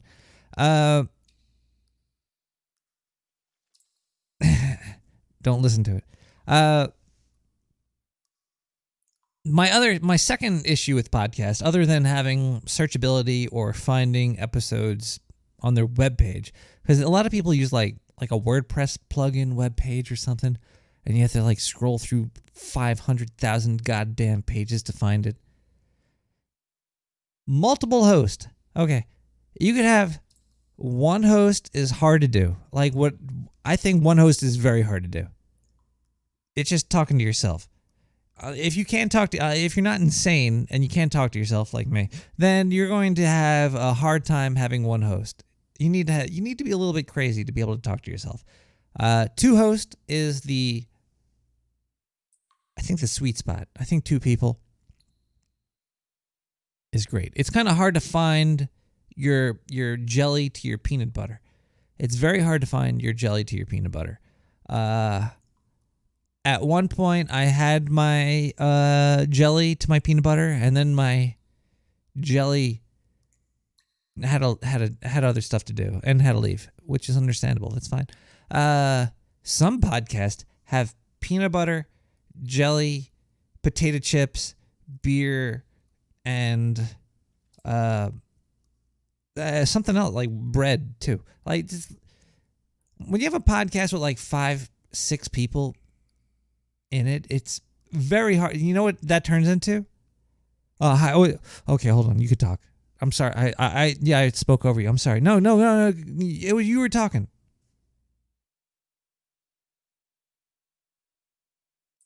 Hold on. I gotta wait because 4 other people are talking right now. Okay, look. If you're gonna have a podcast and you have 5 people, don't have 5 people. Don't have 4 people. Maybe 3. 2 is great. 2 is great. 3 is okay if you got like a.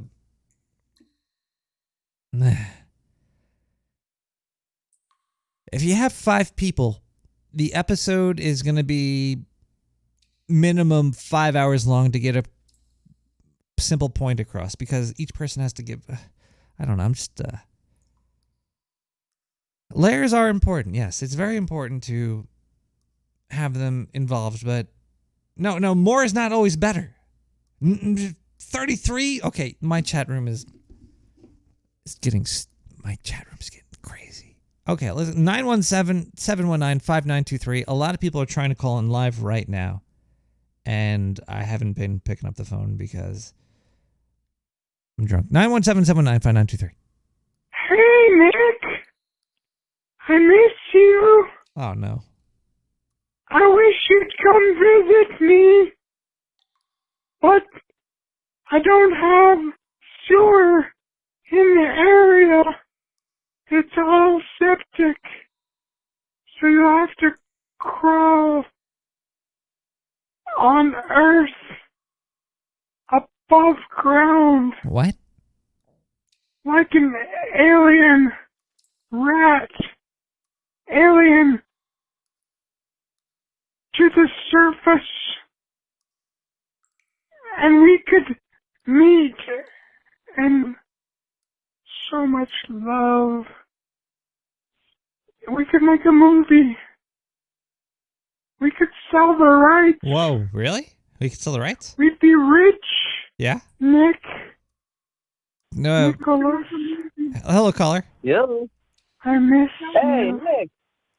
How you doing? Call me. Hold on one second. 430. Oh my God. Okay. Hi. How are you doing, caller? Caller, how are you tonight? I'm fantastic. How are you? I am marvelous. Marvelous? Why you don't have any marbles? Oh fuck. That's a good point. I'm marvelful. Marvelful. Marbleful. That sounds like the new term all the kids are using these days. Marbleful. But you're fantastic. Well, why are you in the woods? No. No, I'm in the desert. No. What is the most dangerous creature in your desert? A spider? Snake? Tarantulas. My buddy says tarantulas, but I don't think he's right. There's a lot of dangerous creatures out here. I'm scared of ticks and fleas and bugs. Oh, yeah. Catalinas. They can gore you. Catalinas and Gregorias? Javelinas. What the fuck are those? He says they'll gore you. Javelina, that's like some wild boar. Oh, shit, yeah. Related Are you trying to make this a 5-person podcast? Yep. I just called up all my friends, and we're going to make this. I think we can get maybe even 6. Oh, fuck. Has your friend seems like they know more about the desert than you do, because they know about these wild there's boars in the desert. There's desert boars. Yeah, they might know a little more than me.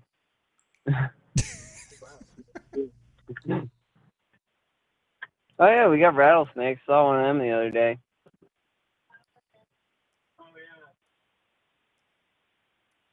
Can you eat rattlesnake? Sure can. Just, I'm not sure how, but somehow there's something you want to not eat on them. I don't remember what, but you can eat rattlesnake. Can you put your friend on the phone? Your friend sounds like they're a wealth of information. They know about desert boars and rattlesnake. I'm sure your friend has eaten rattlesnake before. All right, here's my friend. I'll hand the phone off to him. Yeah, I want to ask him some questions here. Oh, hello. Hi there. Have you ever killed a rattlesnake with your bare hands? I have not, but I would like to. Have you ever eaten Sounds like rattlesnake? fun. I actually have. In a restaurant. There's a restaurant where I live that sells rattlesnake. It's actually pretty good. Kind of gamey, though. Do you eat the rattle or just the snake?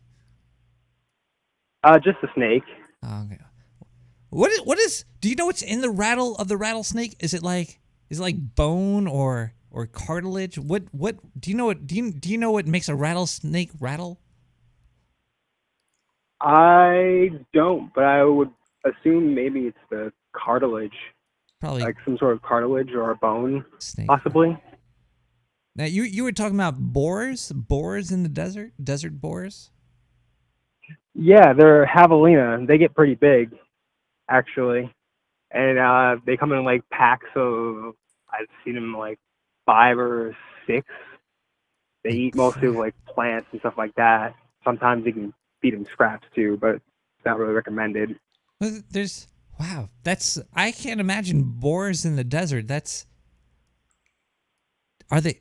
Wow. I have so many questions about these desert boars. They can get pretty aggressive. My friend and my ex-girlfriend were in a car and they surrounded the car and shook the car. Yeah. Holy shit! You had boars shaking your car? Yeah. Yeah, that was my friend. Okay, if I don't condone animal violence at all, but if there's boars outside shaking your car, I'd go out there. I'd probably kick them over, maybe, or drive away real quickly. In that situation, I probably would have driven away, honestly speaking. Yeah. Kicking them. Oh, her keys were in my room, apparently. It sounds like you have another expert there that's even more knowledgeable than you. Yeah, she's in the back. Hold on. Hello. Hi, have you ever kicked a desert boar? Well, we went to the car to get our smokes, and then suddenly there was a ton of javelina outside the car, and they were huge and snorty and pawing at the ground, and we went and opened the door, and they were not having it, so we shut the door and decided this is our life now. We're going to live in this giant boar-filled fucking world. What did you have beer? Did you have any alcohol with you? Because maybe if you gave them some beverages, they might have calmed down a little bit. I think it would be more effective to hit them in the head with the bottle. Probably. Actually, that's probably a really good point. Have you ever I'd beat the shit out of a boar if they were hitting my car. If I was in my car and I had a car, I'd be like, you motherfuckers. My buddy came outside with a sword, so that helped. Sword? Was it a two-handed sword or a one-handed sword? I believe it was two-handed. Oh my! Did you ever see the video of the dude that has the big fucking sword and he cuts like a boot? He fills a boot with meat. Oh, the commercial? Yeah, and he absolutely. I've seen that. That's absolutely ridiculous. I saw that on cable late night one night. I'm stoned off my head and I was like, "What? Is there meat in that shoe?" Fuck yeah, there is. I'm gonna cut that shit open with a big ass sword. I gotta get one of those swords. Oh, it's fantastic. Did you ever sleep in the desert? Did you ever sleep out in the desert, camping?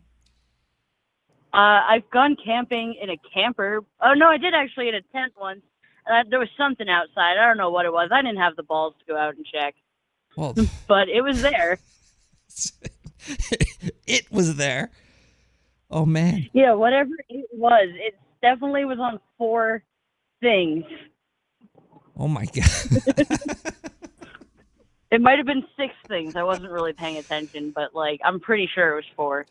I like to camp. I like to like sleep out, but yeah, in the wilderness, but not in the wilderness where there's like 6 things creatures. I have something to tell you. Oh really?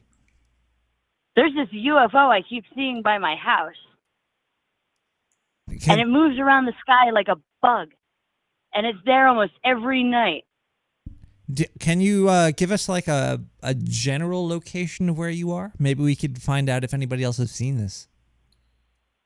The Verde Valley, if that helps. The Verde, that's the Green Valley? Yeah, the Verde Valley in Arizona. Okay, I have a question. Is the Verde Valley actually green, or is it like not green? Well, it's actually kind of cool because there's a big old green stripe going through it where the river runs. Okay, so there's like in the valley there's some green. Yeah. Okay, that does sound fucking awesome, man. I want to go to a desert. I've never seen a sky full of stars. Dude, you got to come out to the desert. You want to see stars? Come out here. You want to see UFOs? This is the place. That's where, yeah, you could see the sky there. Like I've only seen smog and maybe 1 or 2 stars in the sky. That's all that's my life. Whack. It's fucking sad as shit. It's really sad. Come to the desert, man. Would you like to say anything to the sewer dwellers out there? We got sewers. Come on now. No, well, Where do you think everything goes? Everybody has sewers. You need them. Well, yeah, you need to put Nick the Rat on the road. You got to get like a little pipe with some wheels and wheel yourself down the road. Bring the sewer with you. I gotta hang up now though. Do you want to say good You night need to to? drive where you've been. Do you want to say good night to everybody? That's it. Good night. Good night. Talk to you later. Bye. Thank you for the call, everybody. Wow, that was an amazing call. See, that's what you could do right now. You could call and tell me about how I could get into a little fucking pipe and way down to the desert. That was great. Wow, the Verde Valley. Anybody see any aliens or spaceships out there? There's been a lot of sightings out there, I've heard. Actually, that might have been Zindu flying around. I think we have a Zindu report. Let's tune in now. Zindu's back.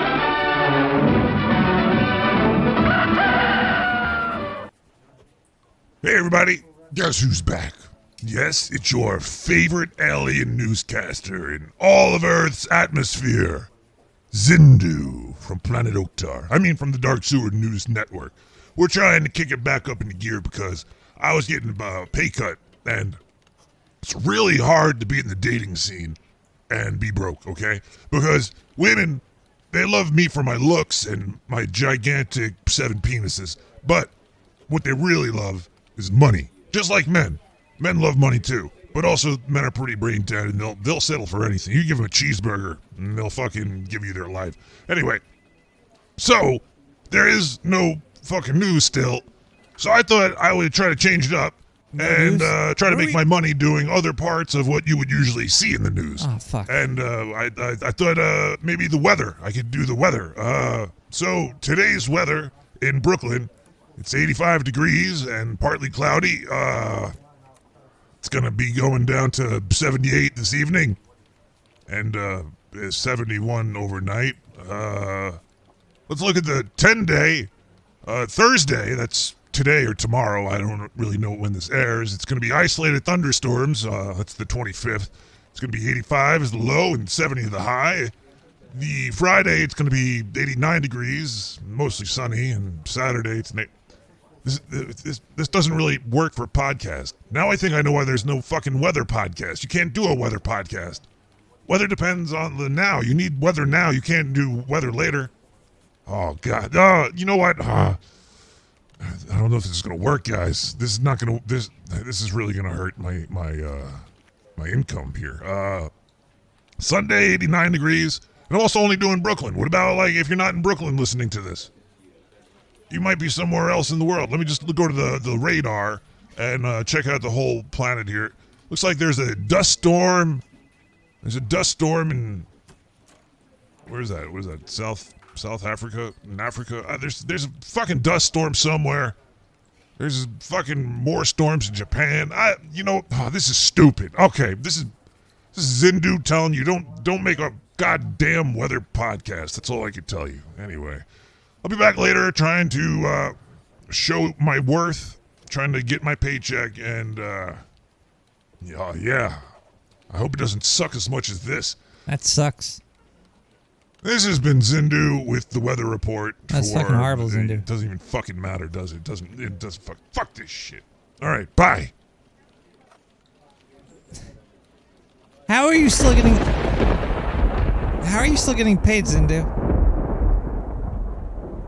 How is Zindu still getting paid? I don't know. Let's go to a song right now. We have Pulled Money featuring Celeste Collins.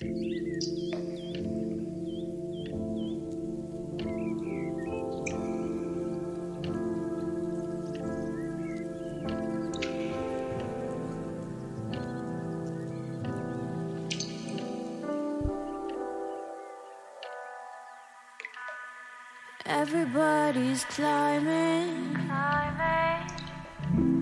trying to get to the show. Life is money,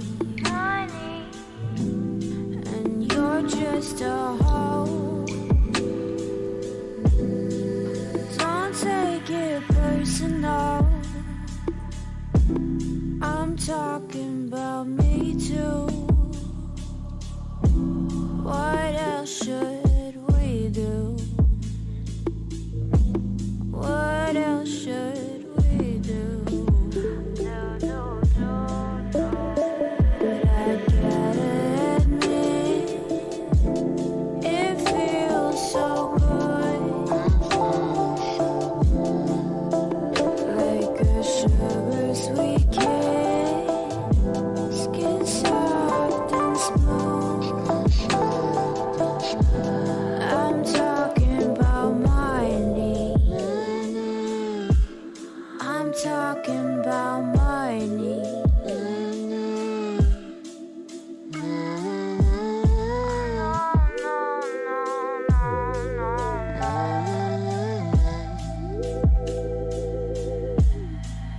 Everybody's driving all the way to nowhere. No time left, we're dying. And then they might care. Don't take it personal. I'm talking about me too. What else should we do? What else should we do? But I gotta admit, it feels so good,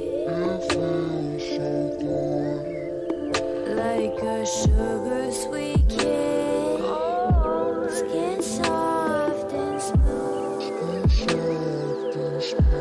I'm talking about money. I'm talking about money. You know you like it too. You know you like it too.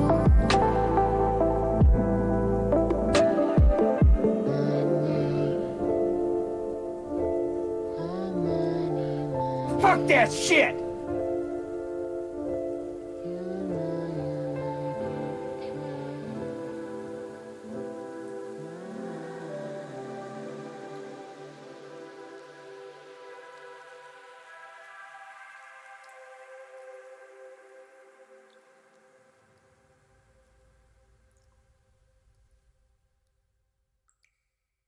we are now witnessing a tipping point. You see, the burden of proof used to be on the believers to prove that UFOs are real.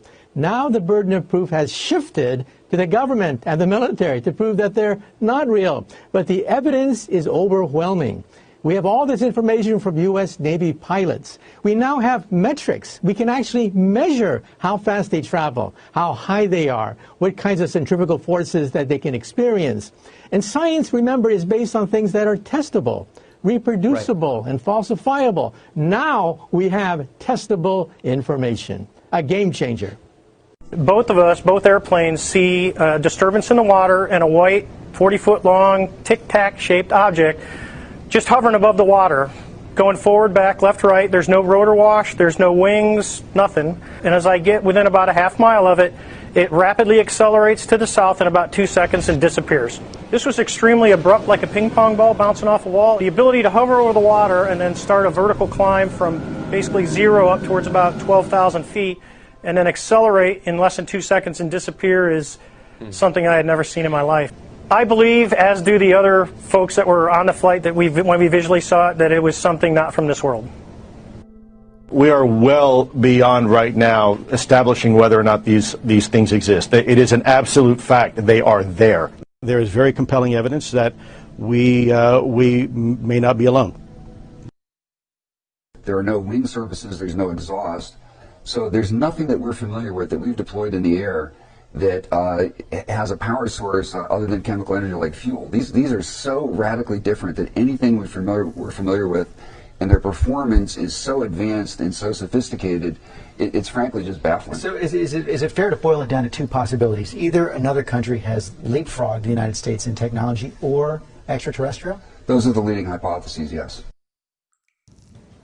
You think the U.S. government has debris from a UFO in its possession right now? Unfortunately, Tucker, I really have to be careful of my NDA. I really can't go into a lot of more detail in that. Okay. But simply put, yes.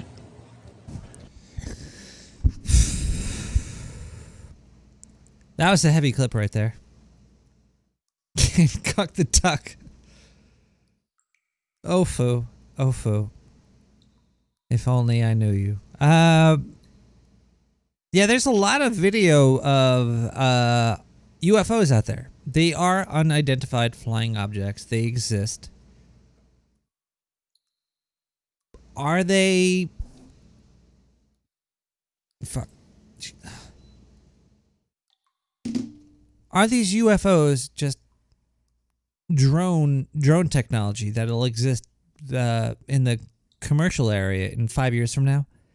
The military industrial complex is real. It's been told by FDR, Eisenhower, Mr. Eisenhower, when he quit being president, that motherfucker was like, you got to watch out for these people. These people are fucking dangerous. Just like this next caller. Hello. Fucking dangerous. Whoa, caller, can you lower your radio? It's off. Whew. You're quicker. You're very quick on the answering. They call me Quick Nick with the. You got like Nintendo fingers. I could vibrate my hand. I don't. Have you ever played like one of those Olympic games, video games? Yeah, where you like sit it on your like thigh, and you got, and then you like, and you go into a spastic like, what do they call that? Ladies love it. No, seizure. You go into a seizure mode with your fingers. You seize a muscle in your forearm, but ladies. Yeah, oh yeah. Oh no. That yeah. Could vibrate. Wow. I didn't even get the parallel. That's why I'm so good at that. The years of Nintendo abuse on my fingers. It's yeah, they're there for a reason. Started with Atari, progressed through NES, Super NES, and then like Genesis or something. And then I like a couple of the other consoles when I checked out. The Olympic video games have definitely prepared males for female masturbation. Very much so. Like if you go back and play like the Atari ones, like from when I was real young on like what they call the 2600, if you are aware. I do know what the 2600 is. Yes. Those games were brutal. I mean, like to the point where it's like, hey, that's really probably the reason I have carpal tunnel now. It's one of those games because it was like brutal how bad you had to mash the one single button you had on the joystick. Well, they had the good games though. Like 2600. Did that have Mr. Do? Did you ever play Mr. Do or was it Dig Dug or one of the? It kind of all blends in together. Dig Dug was later. I think Frogger was like really huge on that system. And Asteroids. There was that tank Space game. Invaders. That was Combat. It came with it. Unless you did like Ricochet mode, it was like it got old after. Oh yeah, the Ricochet mode was great. Yeah. See, I could sit there in a room with somebody and play a competitive video game, even like the Ricochet tank game with somebody. I could just sit there. You and me, we could get fucking trashed, and I'll play that game with you for 5 hours straight. It's like, more than likely, yeah. I have a Raspberry Pi that's got all those games on it.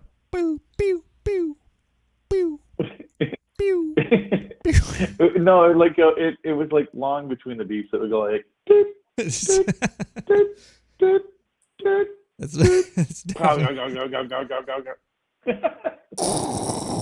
They had like that really fucked up like explosion noise. My memory of sounds are like really screwed up. Well, I remember those weird sounds from back when I was a kid. That and the game Adventure that was on the 2600. Oh wow, yeah, that was a good one. That was a fucked up game. Yeah, when the dragon would kill you, it'd like do that like pa. Do you know what game really had sound effects that really stuck with me? This is in the 90s. Ultima Online had great sound effects for like horses and air elementals and death sounds. It just had these classic sounds. I don't remember that one. I remember Ultima. You remember Ultima? Ultima Yeah. goes back to but like Ultima I had on like an Apple computer, I believe, like a 2E. Ultima went way back, but Ultima Online, I got into it after that. Like I didn't have a computer until kind of late in the game, like Doom time, whenever Doom came out.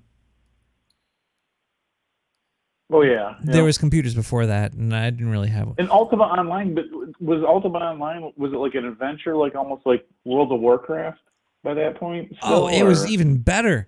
It was you could rob people and kill them, and you could kill people indiscriminately as soon as you left town. Like if you left town, you were up for getting robbed and killed. The games were always better back then. Oh my, yeah, because there was, you know what happened with games? It was the pussification.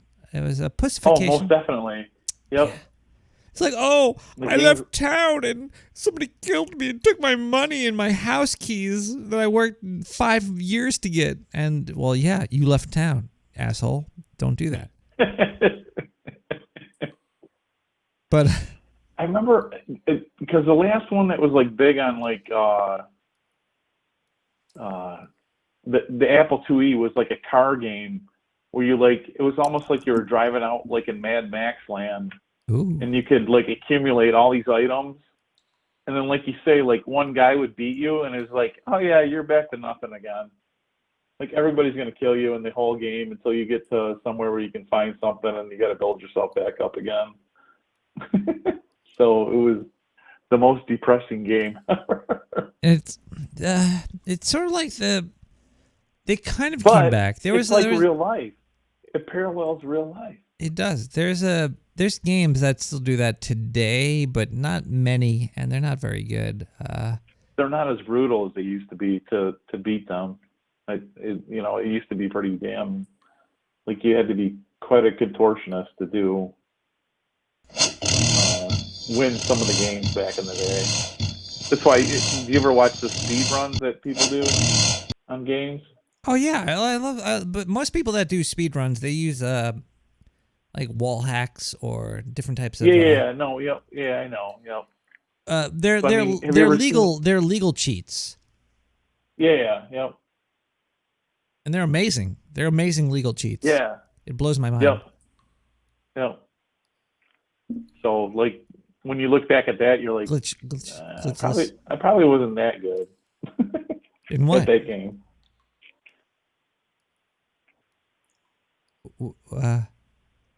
What do you What's play that? games still? Do you still play any video games? I only play one game. Really? Yeah, Which one? Red Dead Redemption 2. You know, it's funny. I was actually looking to see if that was on sale right now. Really? It has gone on It was- sale for like $40. I waited till like 2 months after it came out on PC because I heard it was so bad. And then they said, "Oh, it's fixed," and so I installed it, but it still bad? crashes like really Oh, wow, hard really? all the time. Ah, wow. Until about an update that came out like probably 2 weeks ago, it was still crashing pretty hard. Now it doesn't crash quite as often. So, but yeah, it's one of the most. It runs well on the PC and it runs amazing. I mean, I compared to like console, what I've seen, I can get a lot more depth and shadows, everything. Oh yeah, the on bump a PC, maps but and tessellation. It's just not as stable. I loved Red Dead Redemption 1. But people bring up a good point about Rockstar games are basically go to this point on the map and do fucking this, and then The same thing, yeah. But the I will story is say there's good, a and little Cowboys. bit of openness. where Cowboys they- are great. They left a lot of like little like side missions here and there, where it's a little bit of openness to it. Yeah. But yeah, you can tell after after a certain period of time, you're like, yeah, there's no like two timelines to this at all. It's just one continuous. What mission are you going to do, and will you complete it or not? So Have you ever watched Deadwood? yeah, a little bit. Not probably half a dozen episodes, maybe. A little bit. Why'd you stop? No longer had HBO. Do you have internet? Okay, never mind. No, I know. No, I know. But that was back in the, because that's old. I mean, that's like really old. But Back in Deadwood the day is where it's like, such a I don't really great- give a crap. I don't. It's such a good show. Like Al Swearinger, you cocksuckers. It was just like a great Western, like brutal, horrible, fucking dirty show. It was so good. It's like to the level of what's the one that Quentin Tarantino one? Where they're all at Grateful Eight or the Deadful Eight or some Haberdashery shit. or whatever the hell it is. I never seen the Hateful Eight. The Hateful Eight. Is that Hateful Eight? Oh, that's a phenomenal movie. I'll watch that. I'll watch it. But imagine that times 20 that hours. Has times what? I'm sorry. Like 20 hours. It's just like the Deadwood is a long show. It's like 3 seasons. I'll have to watch that because I do have a Kodi now on my Raspberry Pi. So actually, I've had that for a while. I just never went back and watched it. Fuck There's like too much stuff to watch, man. There's a lot of stuff. You know what I've been watching lately? What's that? What We Do in Shadows. What was that on originally? I don't really know because I get everything. I mean, What We I Do paid in for it. Shadows. Okay, do you know why I don't like What We Do in Shadows and what I do like about it?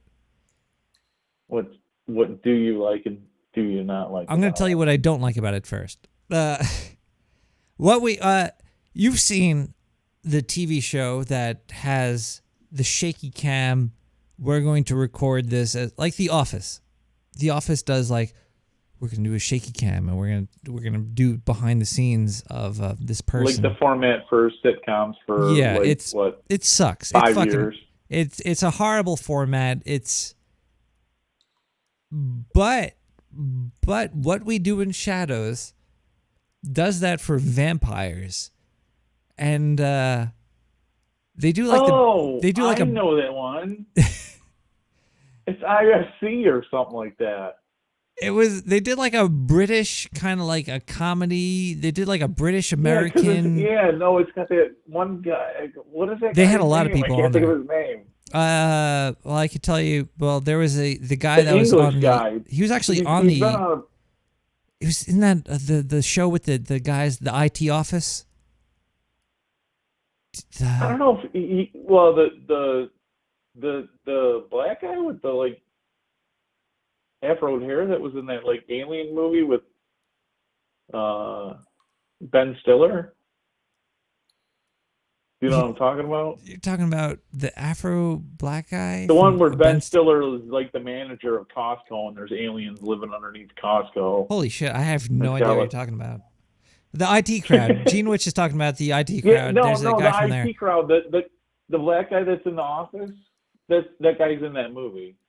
Really? I don't know what movie you're talking about. I gotta watch that movie though. That sounds amazing. It's got like why can't I think of his name? The guy he's in I don't Old know their names at School all. and then Wedding Crashers. I can't think of his name. Anyways, There was check this out. There was an episode of the vampire show that I'm talking about, and Wesley Snipes was on it as Blade. They were talking to him as Blade. There was the fucking some white chick, I forget her name. She was in that movie with the magician guy. Oh Jesus. You know what? I can't talk about it's a good show. What We Do in Shadows is a funny show about vampires, and it's done in a shitty IFC fucking office way. IFC or Sundance or something like that, right? Are you? Am I 80? Fuck you, Gene Witch. I'm 90. Who do you hate the most in the chat room? Is it Gene Witch? Do you hate Gene? Who do Gene you Witch want me to hate Gene the Witch or most in Foo? the chat room? I don't know. Who do you want me to hate most in the chat room? There's definitely a lot of people you could hate in the chat room, and it might be me. I might be one of the people you hate in the chat room. But my chat room, like I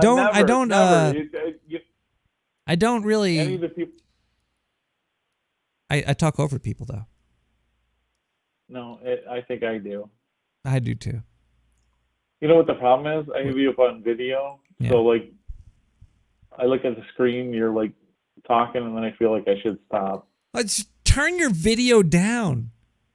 I need to look away. To look away from the. Just talk to me in the moment. Talk to me in the scorning moment. you. I'm looking behind you, like with a mirror, like in Gangs of New York when Cameron Diaz looks at the people. And I'm like, no, not Nick the Rat. Okay. So we talked about a whole bunch of stuff tonight. What would you like to talk about? I don't know. You said like paranormal experiences, right? Have you had one? Maybe. Maybe. That's true. Most paranormal experiences you might have had. Well, everybody that lives in Michigan, I mean, that's like middle class. Usually you have a second residence in northern Michigan. So you usually traveled up there. And it's like out in the middle of nowhere, so there's no lights from the city. There's no, noise or anything like that. So you hear a lot of like weird stuff, weird shit, and weird stuff out in the wild. And then one thing that you can do is like if you go out, I mean, you'll see like a bajillion stars, like that lady was staying in the desert. Yeah. You'll see just as many stars in northern Michigan or northern, probably New York, I would imagine, if you go up beyond like Lake Champlain. North enough. Watch out for what's the Loch Ness of Lake Champlain? Oh, Champy. Champy. I met Champy a couple weeks ago. Watch out for Champy. But go beyond that. and you'll see like, you know, stars galore. We used to go out and like, this is when I was younger, granted, much younger, in my 20s. We'd go out and park in fields like close to a buddy's cabin that was there, and you could watch satellites, like track them. They'd keep going, and you'd see like, I mean, multiple satellites going on the same track across that in the time that you would sit there, and then you'd see like parallel where they were missing each other. You would need a It was telescope, crazy. right? Did you have a telescope? No, you could see them with your naked eye. Really? I mean, literally. Like, Oh, well, if you, yeah, it would look sit like there a and, shiny like, dot. look at the sky, like, without any, like you're not focusing on anything. You'd see it move. You'll see satellites moving eventually. Did you bring out did you ever buy binoculars or a telescope? Like if I saw something moving in the sky, I'd want to see it closer, personally. No, I've done it in the past, but a satellite would be hard to track because they're moving pretty damn fast across the sky when you see them. That's true You too. can tell Like what they're they in are. the how far up are satellites? 5,000 feet? 6,000? I have no idea. 10,000? 20? Uh, I don't know. They're in low Earth orbit though. They're moving pretty fast. So we were out in the field watching satellites, you know, tracking them and looking, hey, few beers down, probably some herbal remedies to 30K make the night go by 350, faster. okay. But anyways, watching satellites and saw something like a bright set of lights, like off in the distance that like appeared and then like skedaddled out of the area like that. So, did not make sense whatsoever, and all three of the people that were there saw it. Whether it was the chemicals or the night air, Caller, or whether it what was chemicals? real. Who What knows? chemicals were you and your friends ingesting that night? Just only stuff that grows out of Mother Earth.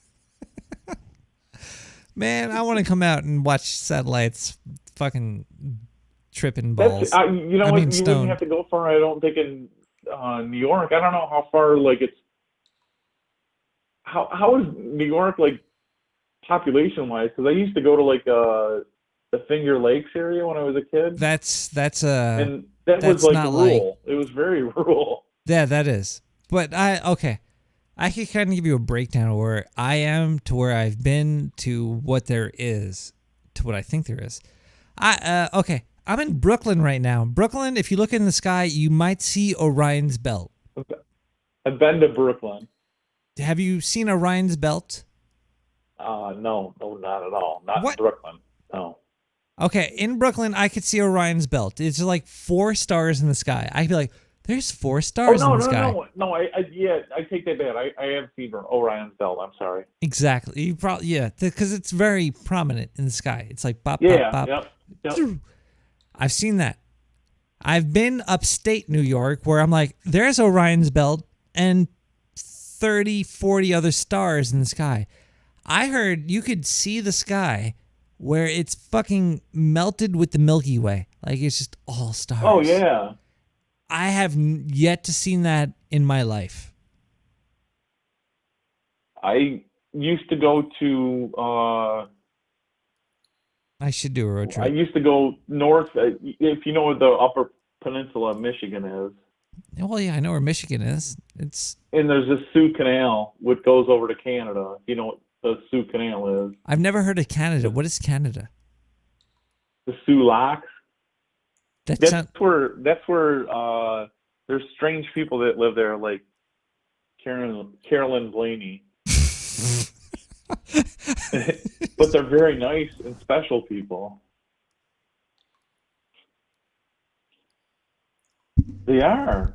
You're an asshole. My caller. ex is from there. I told you before. Remember I told you before? Carol's about- great. I met Carol in person. I took Carol around New York City and smoked weed with her.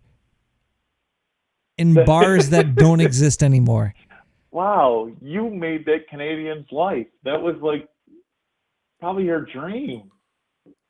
It wasn't my dream. It wasn't That's her like- dream. It just was reality. It just No, happened. but it's like New York going around. That's like going to BC and smoking weed all over town. You got to meet the right people. It's like because I'm a native, I've lived here my entire life, and she came down here, and I was like, "Hey, check this shit out." And if fucking New York City sucks dick, I fucking hate New York City. But I also showed. Do you know Double O Rhino the Bearded? Rhino, I've seen him in the chat, in one of the chats somewhere. I took Rhino the Bearded out on a New York City let's get fucked up experience. Yeah, like a more of a personal one, not like a fucking. Because New York City is so corporatized and so fucked up with like other like. Oh, I'm 20 years old from Michigan or Ohio, and I'm going to college here, and I'm trying to get fucking laid. It's like, that's not what it is. It's like, there's such a deeper, darker, dirtier level to what it used to be. And now, it's so shitty now. It's so shitty. I'm only here because the work, there seems to be more job opportunity, and I know people here because I was born here. Otherwise, I'd get the fuck out of here. This place fucking sucks. I fucking hate New York. But you love it inside, though. I love corner stores. I love not having to have a car. Yeah, But I only hate having a car because of New York. I'm 25 miles north of Detroit, and I still love Detroit. Have you ever been rear-ended? It's probably shit on me like 30 times in the past. Have you ever been rear-ended in a car? Oh yeah. More than live once? In Detroit. Oh yeah, you're like in the city area, I guess. Yeah, they're rear-ended while I'm driving and when somebody else is driving. So it's very nice. I fucking hate getting I hate cars. Right before the this is gonna blow your mind here. Yeah. So right before everything went crazy with the coronavirus. Yeah. If you've heard of it before, I don't know if you have. Yeah. But right before that happened. Yeah. But I mean, right when they were starting to worry about it. Yeah. A guy pulled out of a gas station. Yeah. And tagged the back of my pickup truck. What the fuck happened there? What the? Electronic senses with Catfish. We'll be right back with more Nick the Rat Radio.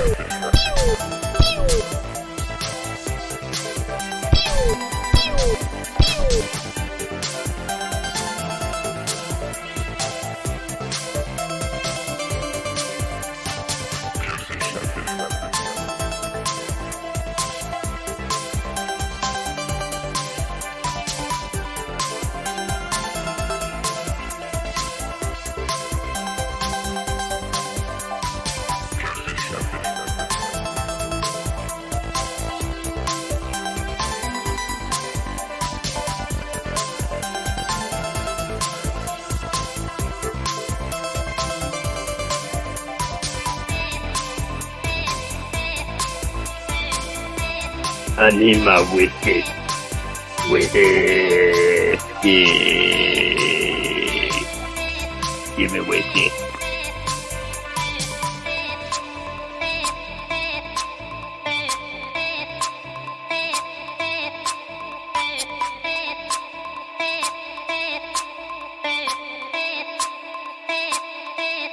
Well, welcome back to Nick the Rat. Hi, everybody. Welcome back to Nick the Rat. We're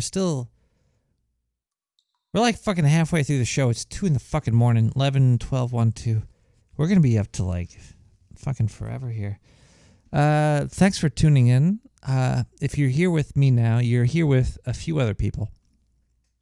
Night dwellers. I think there's definitely morning people and there's night people. I think I might be both. I like both. I love waking up in the morning and seeing the sunrise. I also love being up late and seeing the fucking nothingness and the stars, and there's a lot of stuff out there that we don't get to experience, and it's really sad. It's really fucking this is the 8-hour show here. The later the butter. I like butter too. I miss fucking Gator Lady. I really hope she's okay. If anybody knows where Gator Lady is, let me know. You know, maybe I should, like, in honor of Gator Lady, I could probably find a old Gator Lady clip right here. Let's see how well Google works.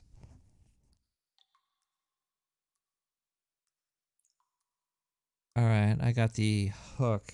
Maybe I should find the first Gator Lady clip ever. Let's look for the first Gator Later clip.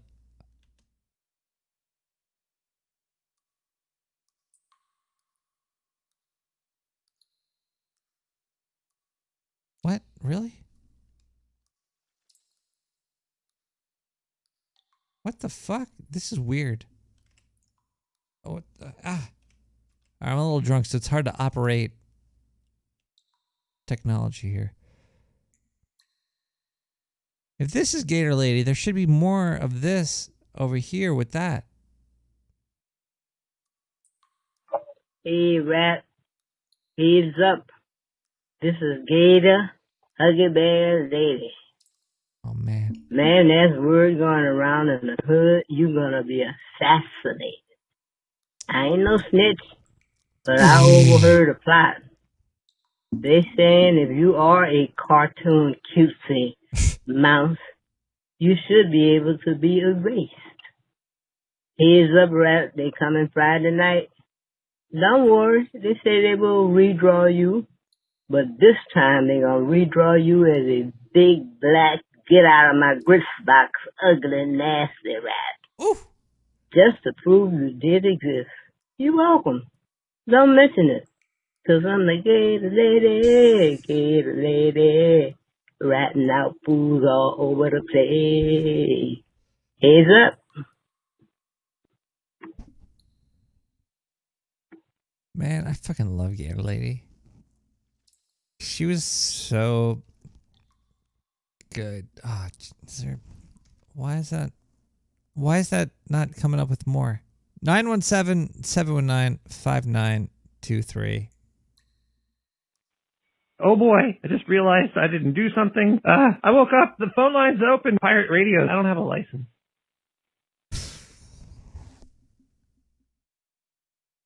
That was not me. That was me, but that was not me. Fucking Gator Lady. 917-719-5923. Listen here, Nick. This is Patrick Starr calling again. Oh, fuck no.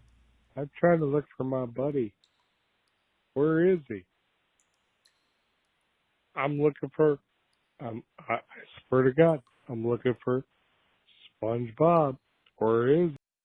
Oh, crap. I ended that too soon. Hold on.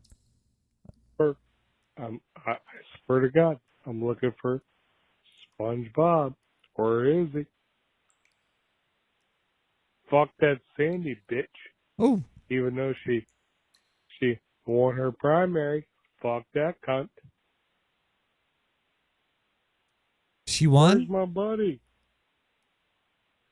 SpongeBob. AOC won? Oh, man. I didn't know AOC won. What is this? Did we hear this already? We might have heard this one. Everybody's new here with not the weather, maybe not the news. How about nutrition? We can do some nutritional mumbo jumbo here. Let's discuss a couple of ways to stay healthy, maybe lose a little bit of weight here. The first thing you could do is when you make a sandwich, make it open-faced. So when you're going to, eat somebody, make sure they're not wearing a hat on their head. I mean, like a sandwich, there should only be one slice of bread, because bread's bad for you. I don't know if you know this, but bread is basically sugar. If you take off the top slice, you'll cut off about 70 to 120 calories from your plate. Now, you want to try to keep your daily intake of calories to around 2,000. And the only way to lose weight is not exercise. It's just calorie cutting. So basically, if you want to lose weight, cut out the calories, okay? Another thing you could try to do is maybe buy a fruit bowl. You're supposed to eat a whole bunch of fruits during the day, but sometimes it's really hard to find a guy that is into you. So, wait, no, this is a different type. You want to have a fruit bowl. If you have a fruit bowl, you're likely to fill it up because you don't want to have an empty fruit bowl, because then you would just have a plate on your table. If you buy a fruit bowl, you'll put some shit in it, and you'll probably eat it throughout the day. Get yourself some bananas, some apples, some oranges, some grapes, throw that shit in there. And when you get a little hungry, fill up there. Let's see here. What else could you do? You could eat while you're not in front of the TV. Don't eat in front of the TV. If you eat in front of the TV, you kind of forget that you're eating, and you just start fucking pounding it down, and you might be full, but the show is still on. You might be watching some show or some pornography or something, and you're eating food, and then you're like, you know what? The show's not over. I can keep on eating, right? So try not to do that. Try not to do that. Also, you can get green tea. Green tea is really good for your metabolism. You drink that shit. It's really good. So yeah, get some green tea and don't eat dinner while you're watching TV. I got a lot of stuff here. Get smaller plates. Sometimes when you got giant plates, you're gonna put more food on there. You can eat more. So just buy yourself some tiny plates. And this is getting kind of stupid here. This is what is this list? This list is coming from Eat This, Not That. This repetition, beware of health halos, eat the yolk, use a half plate rule, make dinner buffet. This is all stupid. This is some stupid advice. Just try to watch what you put in your mouth, okay? Just cut it out. Make sure you're getting under 2,000 calories. If you're getting overweight, cut it lower than that. Eat healthy. Don't eat sugar. Sugar's everywhere. Fucking everything is sugar. Carbs are sugar. So don't eat carbs. Don't eat sugar. Sugar and carbs, cut those out. Basically, you're gonna hate life for a few months, but once you start slimming down and you're out in the streets, and maybe Zindu will pick you up and bring you home with them, fuck. Oh, you know what? This nutrition shit's not working. The weather's not working. Nutrition's not working. I'll find something that works. I'll find it. I'll find it. I need to get paid. I need to get paid and laid, baby. Anyway, this is Zindu coming to you from the Dark Sewer News Network. Without the news, fuck. We'll be back later. Bye.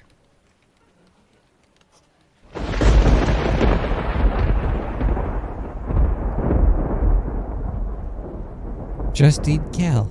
Just eat kale. Just eat kale. Fuck kale, man. Kale is gross. Did you know, well, fucking Fletcher brought this up. Kale is broccoli and Brussels sprouts. They're all the same thing.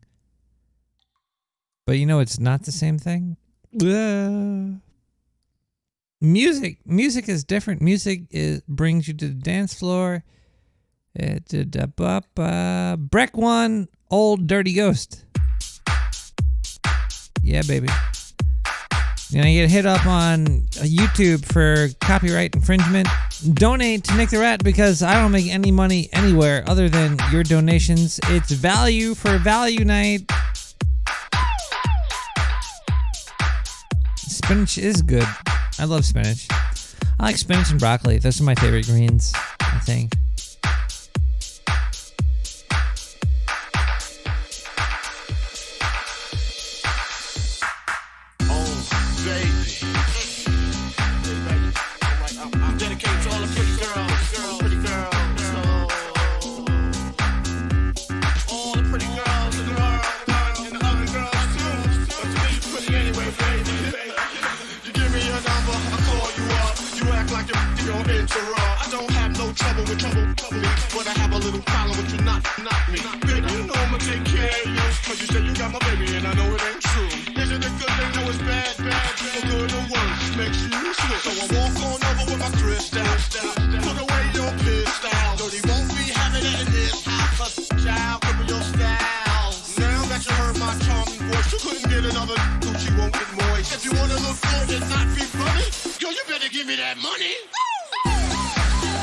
Gas blast.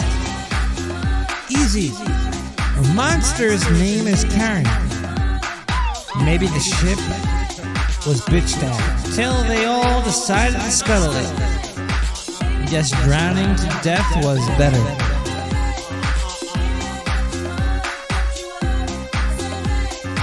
Gas blast. Meth tigers. Keep them away from my bag and my precious garbage. I collected it. Mine. Mine.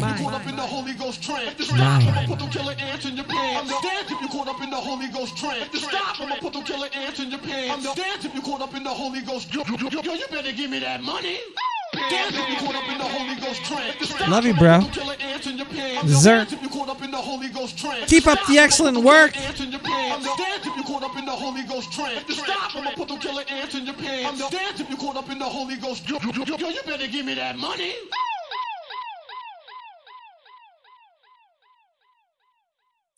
Dab.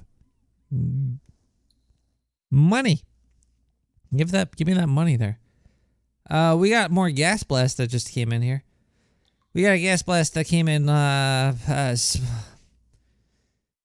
If you send it, I will read it. Fuck you. I read everything. I usually will only not read it if it's got some fucking really horrible shit in it. And this is bad. It's not fucking that horrible. Sultan of Soy. Are you a Pink Floyd Chad or a Rolling Stones virgin? Good question. Very, very good question, asshole. I'm more of a Pink Floyd Chad. I have experienced Pink Floyd under the guise of marijuana. I've sat in a room in a basement and listened to Pink Floyd and smoked weed with 3 or 4 friends. I think they were all female too. I was like usually the one dude with the other group of people that weren't like me. I was the odd man out in most groups of people that I was with in my time period or livelihood. You might have recalled like the one white kid that hung out with all the Asian kids at one point. I was him. Or the one dude that had a lot of like female friends. I was like the one guy that was a virgin that hung out with a whole bunch of girls. That was me. That was me too. You might remember that one guy that was at the corporate meeting that had no dick or sperm on their face. That was me. Or the one person at the meeting that had nothing to say. That was me as well. But I do recall sitting in a basement with a bunch of female friends, listening to Pink Floyd, getting stoned off of our ass, saying, "You are now floating." Do you feel it? You're floating. Imagine you're above the floor. Close your eyes. You're above the floor. See, I would say close your eyes and you're floating, and I wouldn't try to like Harvey Weinstein them. I would just try to make them feel like they were floating because I felt that shit too. That's the great thing about marijuana. It's you could extend your imagination into reality as far as you'd like it to go. You could be like, yo, you're gonna feel this shit. You're gonna feel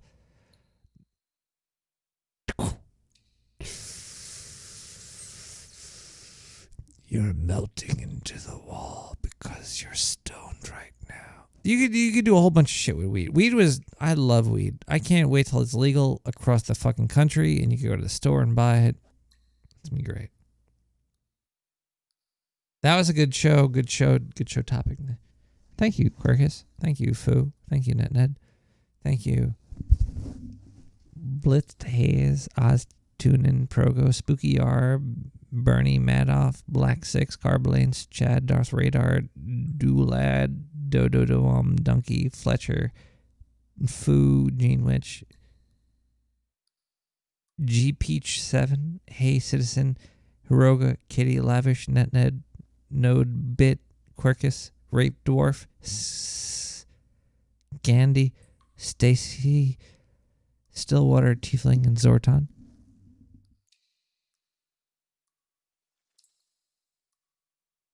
Thank you.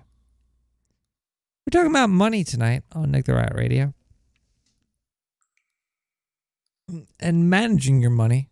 Where should you put your money?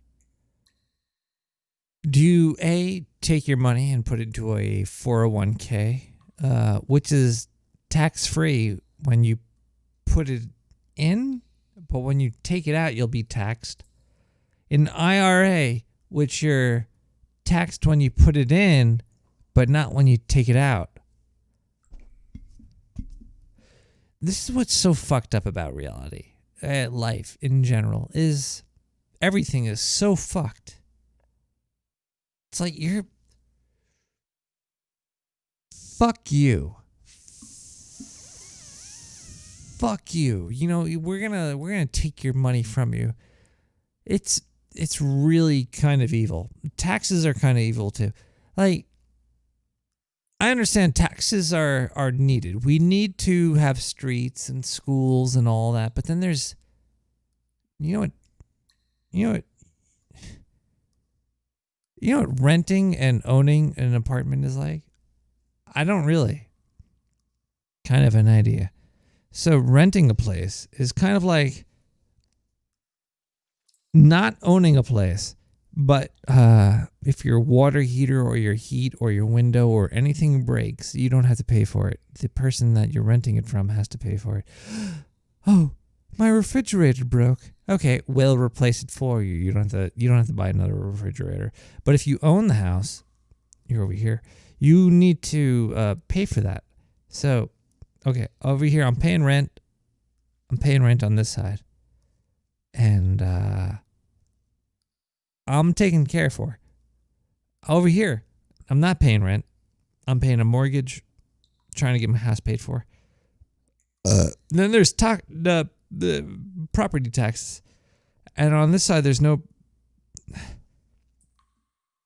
It's a fucked up situation on all sides. It's so... If I could choose where my tax money went to, I'd be a little bit happier. Because your tax money, you're paying it for whatever reason. And it could be used to be blowing up fucking schools and countries with who knows what. Or it could be used... Hello, you might be used to make up calls. Hello, caller. I think I agree with you On part what? of the way. On where? On what? On your rent dilemma. Would you rather rent or own? I don't know. I own, and I got like it. The thing that sucks with owning is like there's like bills that come in like colossal like landslides sometimes. Like I need a roof. Oh my God! How much does a roof cost? Sign. What's with the hand sign? Well, because they're fun. I'm drunk and it's late. Leave me alone, asshole. I like them though. It's like It's releasing your inner Jim Henson. Jim like Henson Fraggle Rock. probably. See, that's where it comes down to. Do you want my personal opinion about all of this? About all of what? Everything. Everything money related. Sure. It's not if you own or rent. It's not if you have stocks. It's not if you have a 401k. It's not if you have savings. It's not if you have an IRA. It's how much money you make. Very much so, dude. Because how much money you Sorry, make. I didn't mean to use the word dude. That's the level of drinking that I've done tonight. I usually don't use that. Dude is I fine. despise that word. You didn't call me dudette, which would be cool too, but people are like, I want to make more money, so where do I put the money that I have into a savings account? That doesn't really fucking matter. It's for you? For anybody. I think you need to just make more money. You just need to have more of it. The options are so shitty nowadays. They are totally shit. The savings account, you don't earn anything. How about a 401k? And it's got a 401k can be good and bad. I mean, it depends on the company that's running the 401k. Everything could be good or bad. I've been at companies where it's some douchebag investment firm that's running it, and they got all shitty funds that they're like, oh, hey, choose this shitty fund or this shitty fund. So the main takeaway is just make more money. Most times, and you got to be more involved. Where if I got money in a 401k, there's transfers that I can do every year. Oh God! Oh, and transfer that out to a mutual fund, or possibly there's a way to get it to stocks. I know. Without having to pay too much of a penalty. I know you can transfer it to another mutual fund without paying a penalty outside of what your 401k offers. Who's being a money manager for their own money? That's yeah, exactly. I mean, that's what it comes down to. You could squeeze. Okay, my point is you could squeeze and milk. You could be like, I took the money that I have and I squeezed pennies out of it. So when I'm older, those pennies will be maybe dollars. But the main thing is you just have to make more money. You just need more money. You just need to make more money. You need money to have money to make money. I put money into the stock market, it doesn't fucking matter unless I'm putting a lot of money, a lot of money into. No, I'm up 30%. Who cares unless you put a shitload in? I mean, how much are you into sports? I fucking hate sports, but I could recognize what you might say. But this goes back to an adage that I have a friend that says this all the time. Yeah. Which I'm sure you being in New York, you can appreciate. Okay.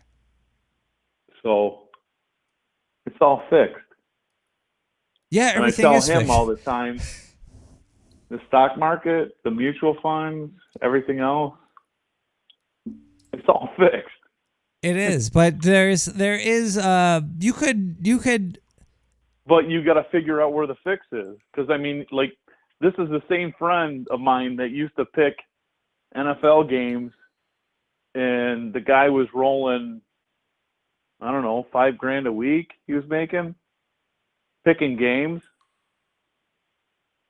Did he ever lose? He lost here and there, but most times he was. Do you watch Jeopardy? I watched. I Alex Trebek. I know what you're talking about. Did you watch when they had Jeopardy James on there? Was he on Deadwood? Jeopardy James sounds like a Deadwood character. Jeopardy? No. He was like he was coming close to that Ken Jennings record on Jeopardy. He had a lot of money. Yeah, and, but they and still, the, the more money you make, the more money they career, take also. Like, if you make $1 million on Jeopardy, they're taking a third of that million. And the third of $1 million is $300,000. So you're if you make $1 million on Jeopardy, you're making $700,000, which is a lot. Yeah. You know. So you're good for it's life a lot, almost. but the point was that Jeopardy James, his professional career was he's a professional gambler on sports games. And when they came back and they said, well, what games do you bet on the most? He's like, oh yeah, NFL games. So that's where my buddy always used to tell me, dude, the most money you can make is on NFL game. It's all fixed if you figure it out how it's fixed. Which I don't know whether that's true or not, but that's what he always used to tell me. It could be true if you pick right. And being a Jeopardy fan after the fact, I'm like, when that guy came on, I'm like, what the hell? Like, wow. Should I invest all my money into NFL? Well, no, unless you can figure out the scam.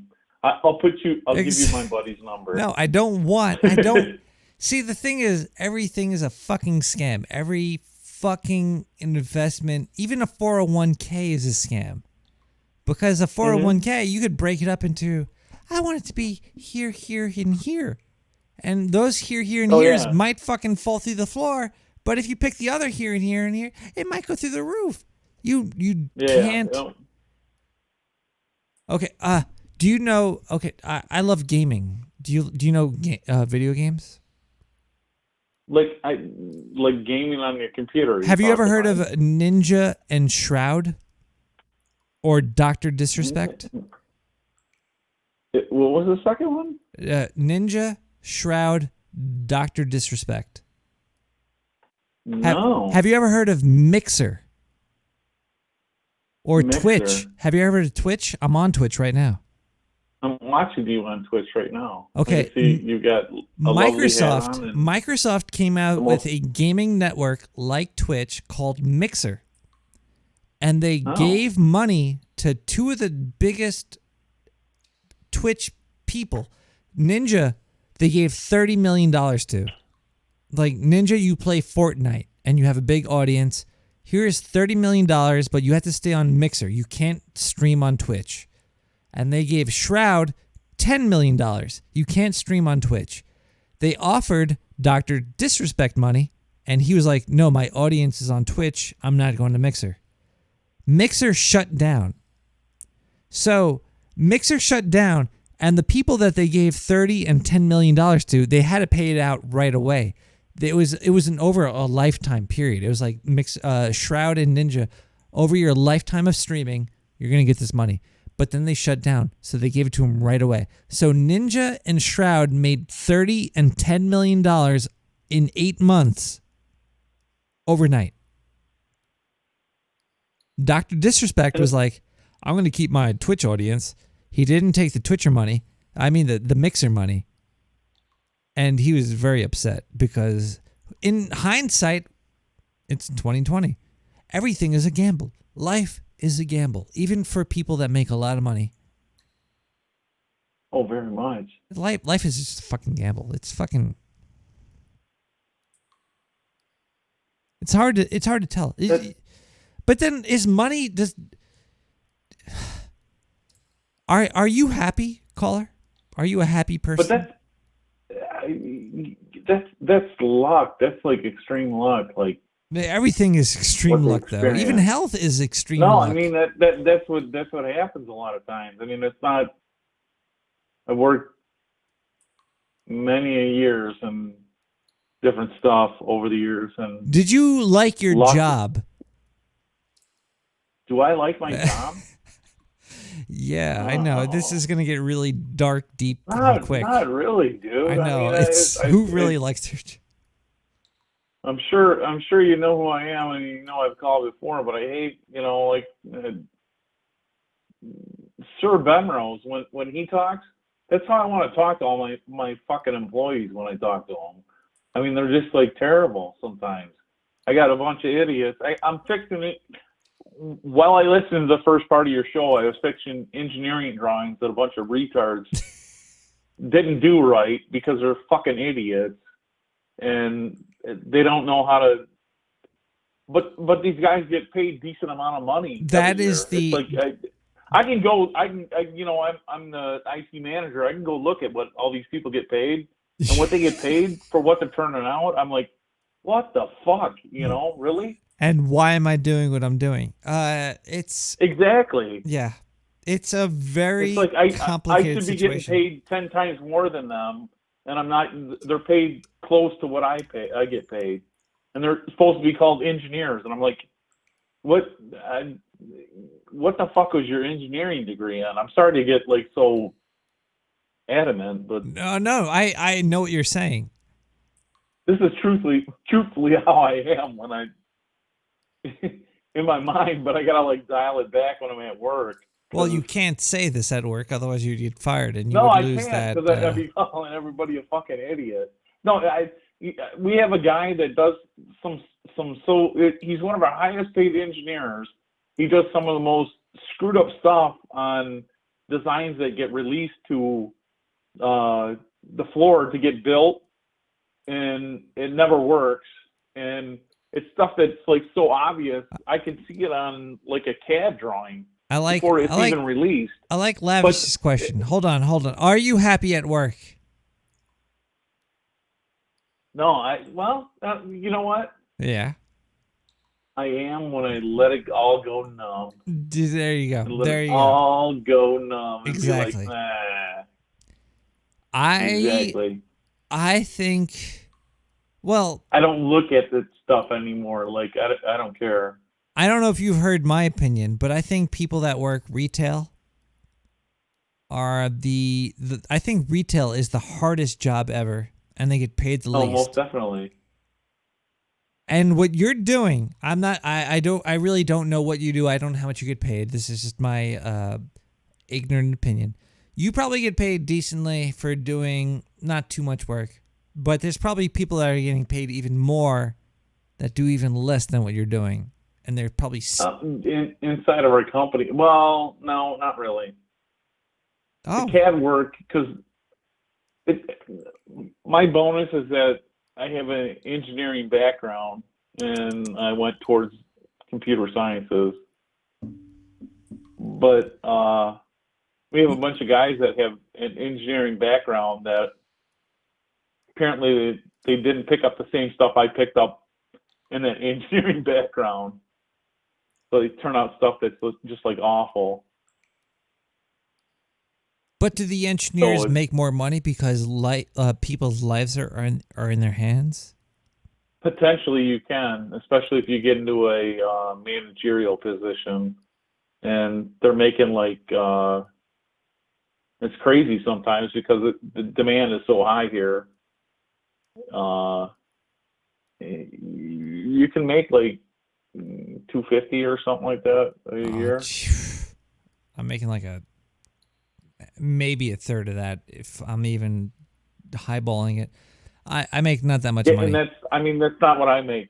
Believe me, that's not what I make. But when you're in the managerial positions, see, the that's weird highly thing is sought after here because it's cutthroat. Like kids out of college are like, if you got an engineering degree around Detroit, you're like set for whenever,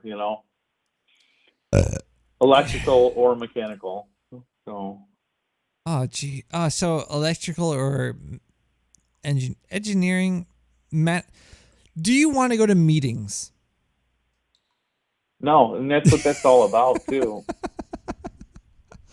That might be the breakdown. You know what the funny thing is, the shutdown. I never sat in meetings before, but they got rid of people that are underneath me because when everything went down to you got to work at home. I sit in on the meetings now, and I literally like have to have like I don't know, like 4 or 5 cups of coffee to stay awake. Meetings are basically blah blah blah blah blah blah blah. By the way, I did this blah blah blah blah blah blah blah. Oh, you want to know what the funny thing is I'm texting the one engineering manager and the owner of our company and telling them, hey, why are they not doing this and this and this? And then next thing I know, it's showing up on the WebEx that we're doing. Yeah. With them proposing that to the customer.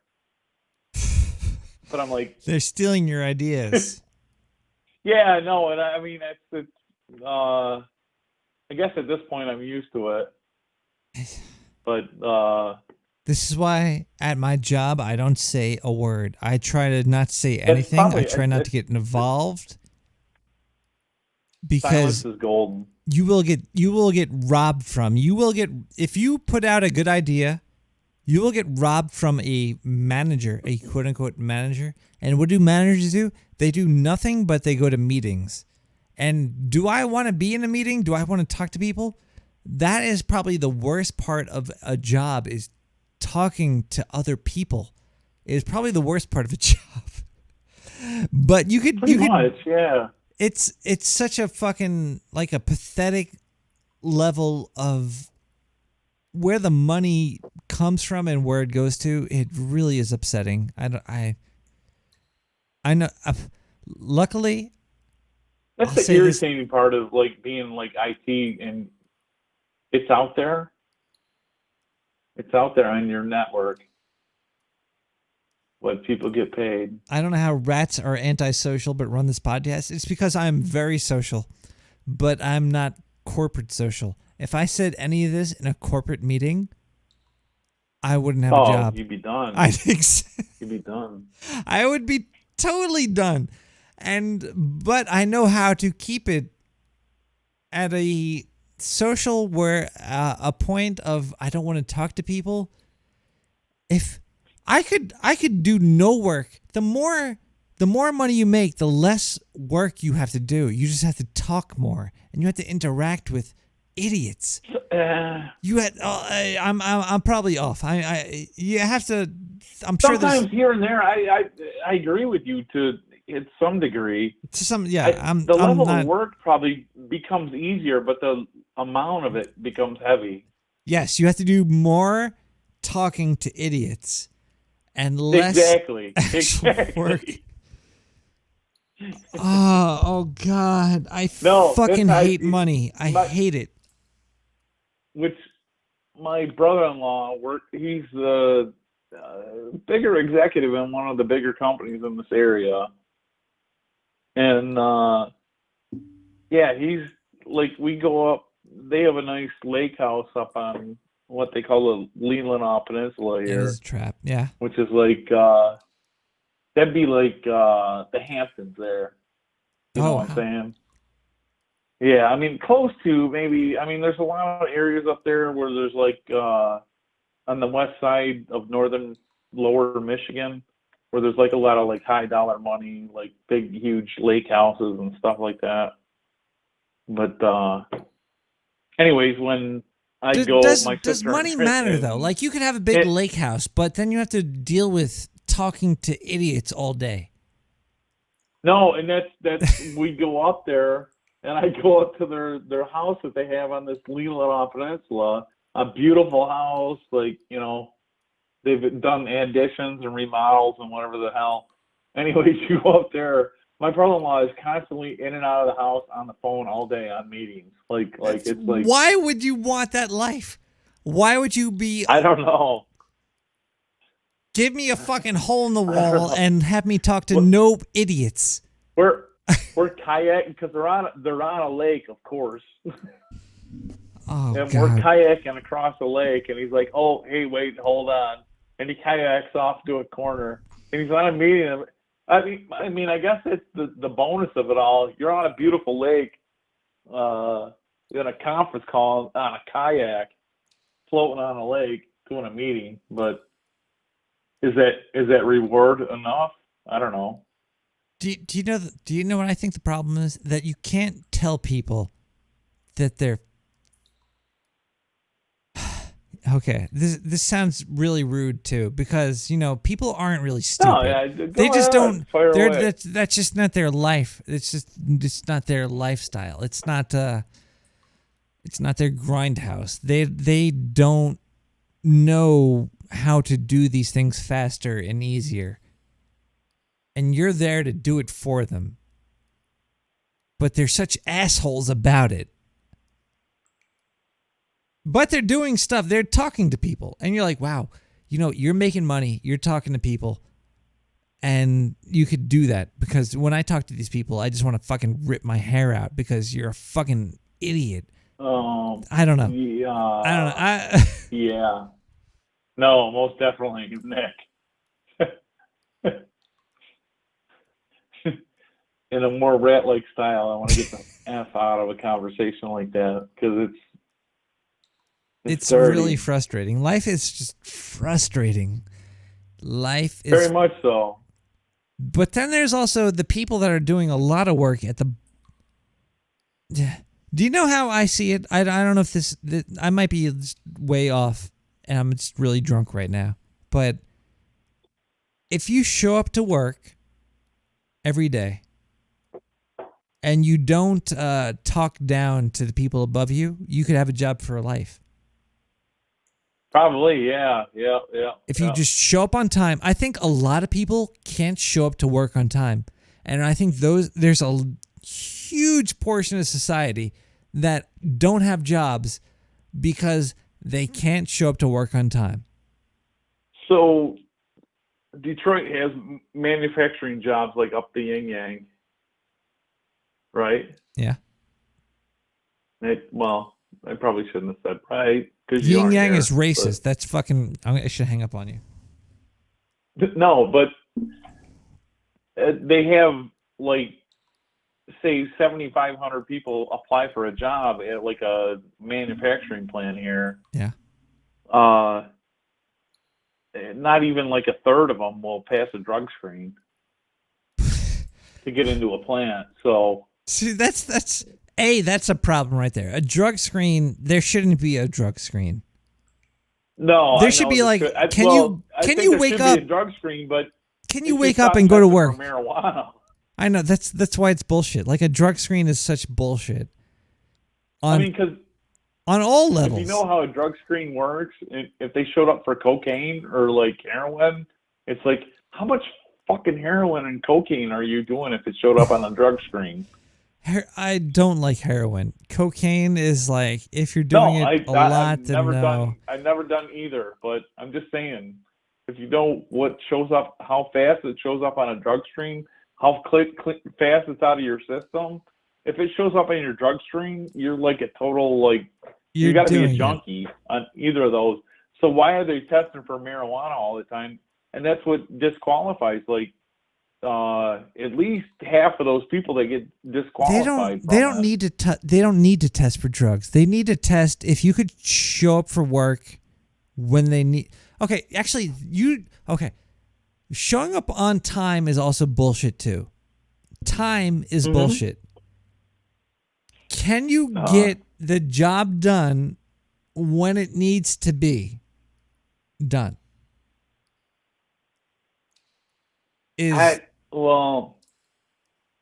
You talking about an assembly line here, or okay.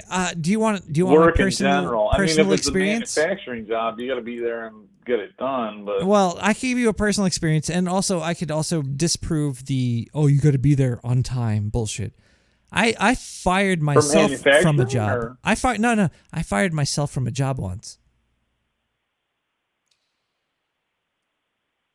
I was working at Pearl Paint. It was a corporate, job. What are those called? A retail job. Career. Retail career. Oh, okay. You had to put your hand in a fucking scanner. You had to put your hand in a scanner at a certain time. And I didn't put my hand. Read your hand? Yeah, there's like a hand scanner to clock in time. And bizarre. Pearl Paint was like an hour and a half away from where I lived. So I had to show up at a certain time to a job that was an hour and a half away from me in the city. I was in Brooklyn. I had to take the train. And I was late by 10 minutes. 10 minutes. about 5 times in about a 3-month period. And that means you're going to get fired. If you're late, Fireable offense. yes, it's a fireable offense. And guess what? I walked into the fucking office and I was like, I was 10 minutes fucking late 3 times this month. I guess I'm fired, right? I'm fired. And he's like, I guess so. And I fucking walked out. I was like, I'm fired. I left. I fucking left. I was a great employee. I had information about art supplies. I helped people constantly, but I wasn't in the fucking office at 9 o'clock. I was there at 9:10 because of the trains, blah, blah, blah, blah, blah, blah, blah. But it's such fucking bullshit. Time is bullshit. To know the worth of a person is you can't put a number on a person. You can't put you have to know the worth of the person. There has to be a worth of the person, and they don't care about that. People are just fucking shit numbers in the world. That's all they are. And it's garbage bullshit. It pisses me off so much. Very much.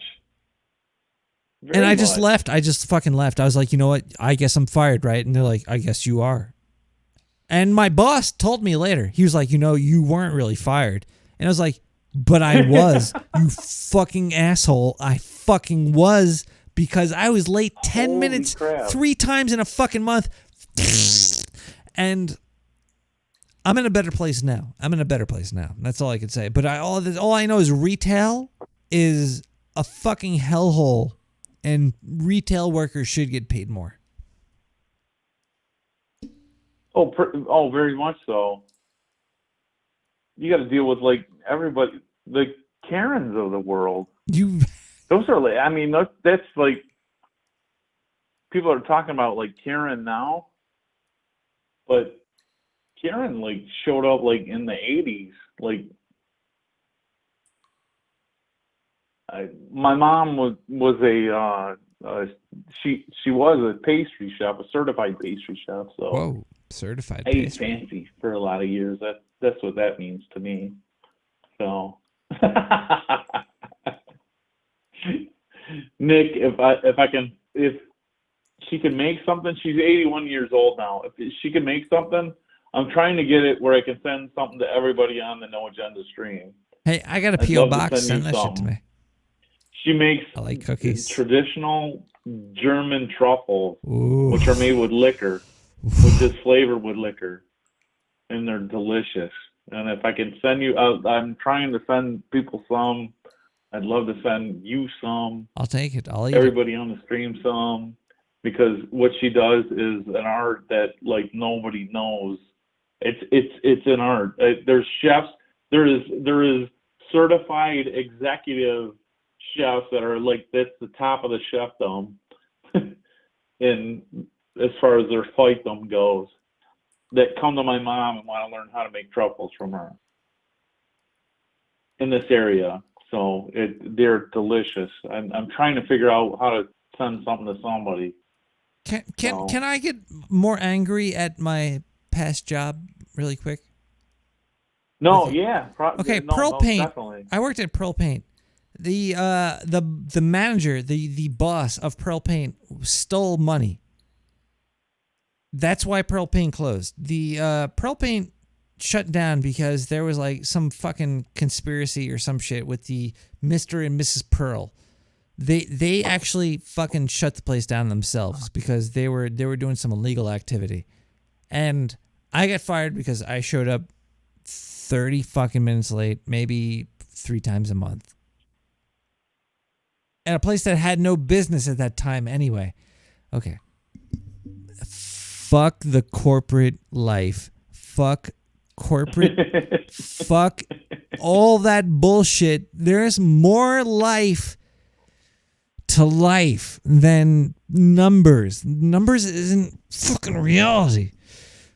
Okay, numbers isn't reality. There's so much more to life than fucking numbers. Okay. Oh, jeez. I'm done. That's why I went over to IT. Because, like, the design work that I do,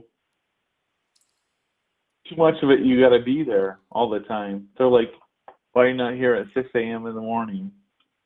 Like, because I was sleeping at 6 a.m. in the morning.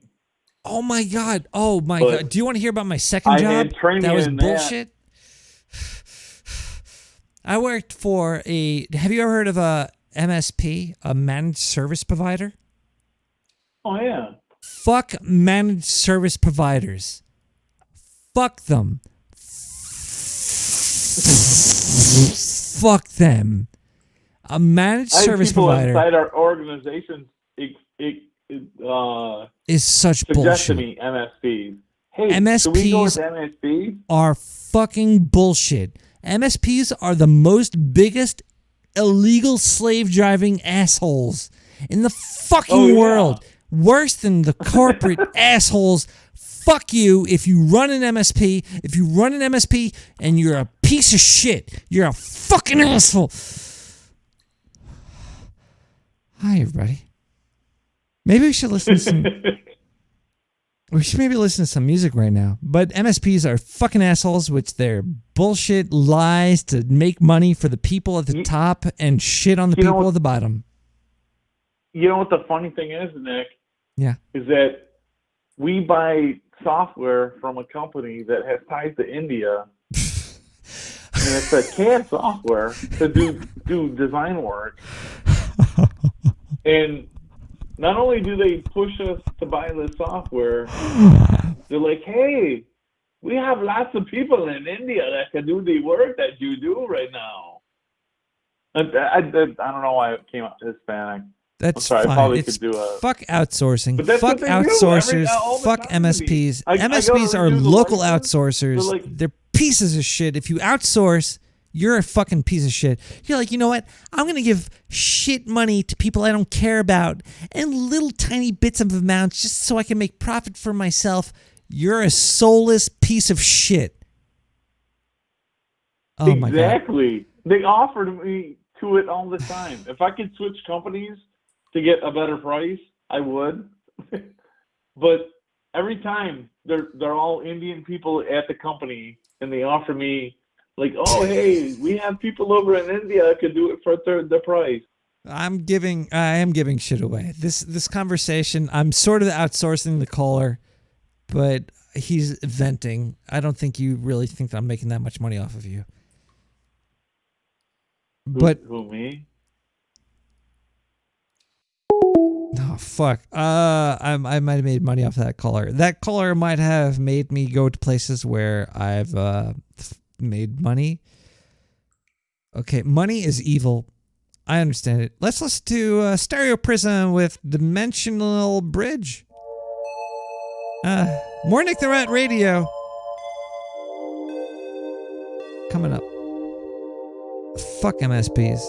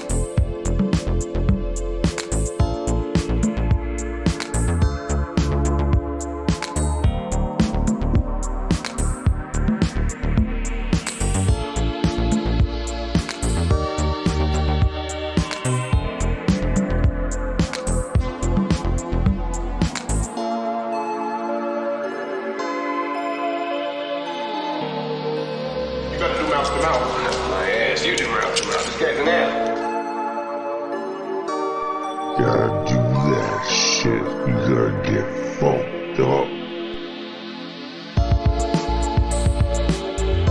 In the morning to you, sir. Nick the Rat.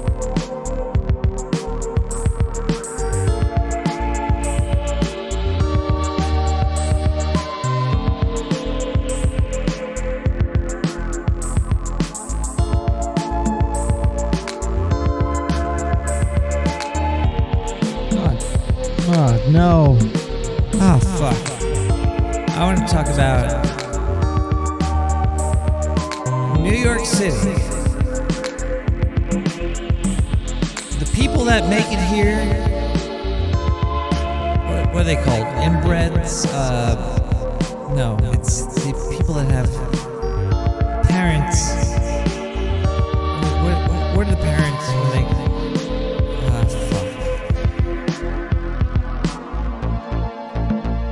I forget what it's called when there's like a relationship. Nepotism. New York City. Thank you, Foo. Even though you're an asshole.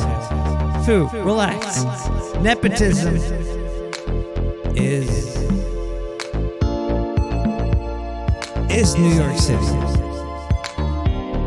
New York City is run off of nepotism. Most cities, most government, most fucking every fucking piece of shit fucking bullshit in the world. Nepotism.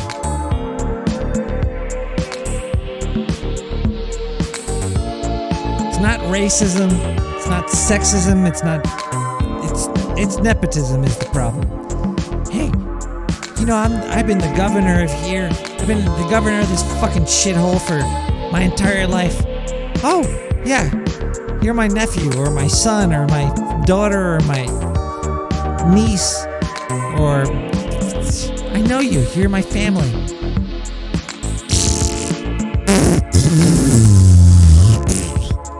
And that's why there can't be privacy in society. But you need privacy. You need privacy. It'll never work out. Life's fucked. Life's fucked. Welcome to reality.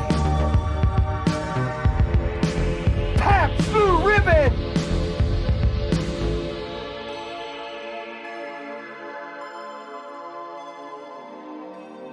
I'm so angry. I'm such an angry person. I might not come off as angry, but I am an angry person.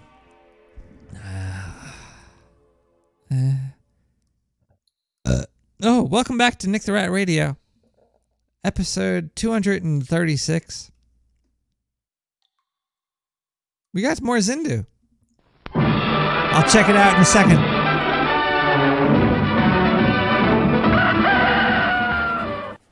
Hey everybody, this is Zindu coming to you with real news. This is definitely a news story here. Let's see, this is on, this comes from Bao Shanxing, an environmentalist scientist at the University of Massachusetts. This is good.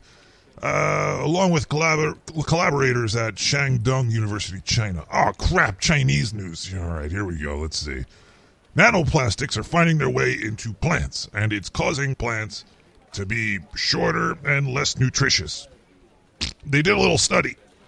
They had a couple plants in nanoplastic-filled fucking soil, and then they had plants that were in non-nanoplastic-filled soil. And the nanoplastic-filled soil plants, they were smaller and the roots were much shorter. And if you reduce the biomass, it's not good for the plant. The yield is down and the nutritional value of crops... Wait a second. Oh, fuck. You know what? This news is not going to work for me. You can't have science and then put the word may in there. It's not good for the plant yield is down and nutritional value of the crops may be compromised. May be compromised. Why don't you give us a story where you're like, it is compromised? We did this test, we did the studies, it is fucked up. Not maybe fucked up. Maybe smaller plants is better. Maybe the smaller the plant, the less it'll eat the soil, and the soil will last longer, and the plants will be there for a longer time, and you get more of a yield. Maybe you don't have to like replant stuff with the plastic in it. Maybe you should do some real fucking science, people, and stop putting may or perhaps or might or it observed to be or all these goddamn garbage words when you deal with science. Oh, you know what? There's really no news out there. This is horrible. I might have to go do like a fucking the squeegeeing on the car streets. Maybe I could go to like that Chaz place. Maybe I could fucking be the king of Chaz. Nick, can I take a little vacation, go down to Chaz, and fucking become king of that place? Let me know. Anyway, this has been Zindu with maybe the news. I don't even know what to fucking call this shit anymore. Anyway, bye.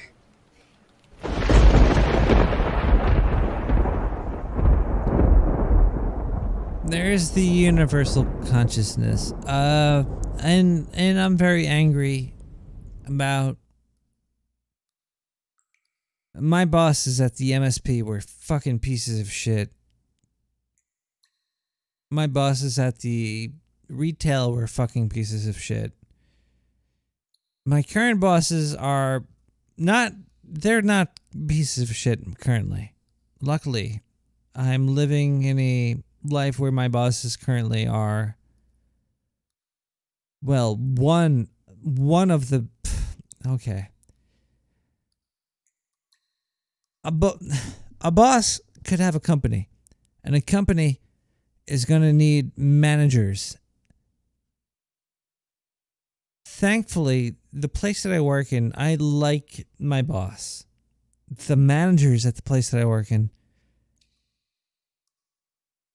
they've quit and they've been sprinkled around, and I'm not going to talk about my current place because my current place is better than any other piece of shit that I've been at before.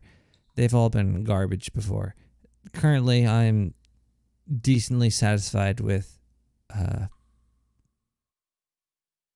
humanity. I don't know. We have another donation that came in from Cracked Rock Studio. 420 piece. Cracked Rock Studio. Thank you so much. It's fucking upsetting. It's just, there's so much obsession of, I love your show, dude. I'm gonna make you a necklace and send it to you. I'll wear it. I'll wear your fucking necklace, man. There's so much, like, also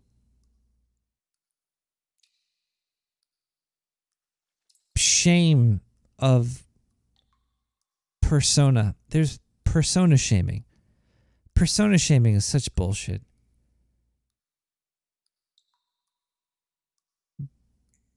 But I do kind of agree with it when the persona is shared. When there's like a mass persona. I don't like mass persona.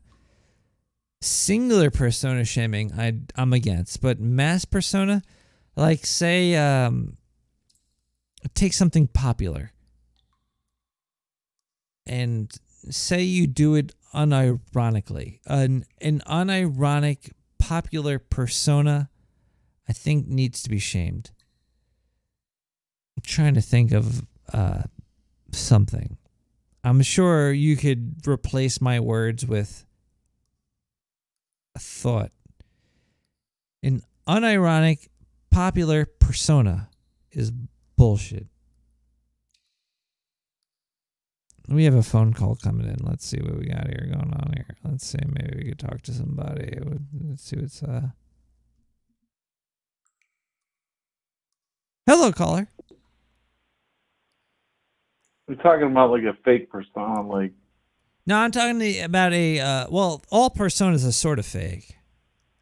Even my persona like is sort of you're fake. talking like Kim Kardashian, though. I'm talking about popular. No, it's like, oh my God, I need to eat kale. Like a popular unfounded persona is bullshit. Eat kale, yeah, no, most definitely. Because kale's gross. Kale on its own. It's like maybe like deep fried in butter. It might be okay, but that's not the kale that they're promoting. It's good. It's good when it's like that. Like they fry it with fat backs and like the bacon and everything. But and like on a salad bar itself, like at like a Whole Foods, it's screaming out like, "Eat me! I'm like not gonna be digestible by your digestive tract."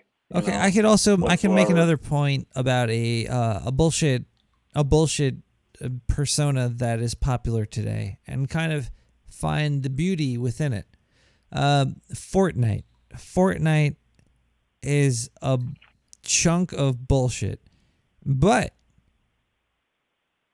do you know how you win at Fortnite? Because of the beauty of it? Is that what you're saying? Or no? There is a beauty in everything. Like in kale is beautiful if you deep fry it in fat. The ripples. You have to find the beauty in the bullshit that they give you. Yeah. And I think that's my point. Like there's like the stuff they force feed you is bullshit. Like, oh, eat kale raw. Eat raw kale. No. Play Fortnite and try to get a lot of kills. No, that's not how you do it. In Fortnite, you have to wait. You have to like follow you have to slowly contract with the map and not get killed. Maybe kill one or two people that are stupid. And then at the end you wait there and then you kill the last person.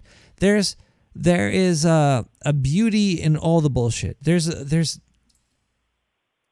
societal bullshit that is forced upon you, and you could find the beauty within it, which is not.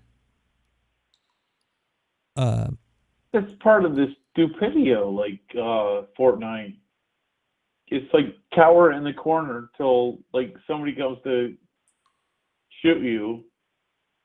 No. Like, no. It's I'll not shoot cowering back in and the corner. It's camping with purpose. Exactly. I know what you're saying. I probably worded it. I didn't mean to offend anybody, but You offended me. it's kind of no. I if I did, I'm sorry. I know. I'm just. No, but I mean, it's like what that game comes down to in the end is. It's weird. All the games now are weird. How it comes down to like a one-on-one. It seems almost like virtue signaling in every single one of those games now. It's weird, you know. Is virtuous signaling? Virtua. Believe me. Both of us have had enough beers where we can pronounce it wrong incorrectly. What do you think is the worst form of signaling, in your opinion? Depends. I mean, like, where do you see it most in your life currently? Depends on what. Oh, I don't know. Like my whole company that I work for, like everything's like. I'm supposed to go into the office tomorrow, which I have plans for tomorrow. Do you have vacation days? What's that? If you have vacation days, you could just be like, I'm taking vacation tomorrow. Goodbye. No, but I have plans for tomorrow. So take a sick day. My plans are to listen to No Agenda while it's on. Well, that's a good plan.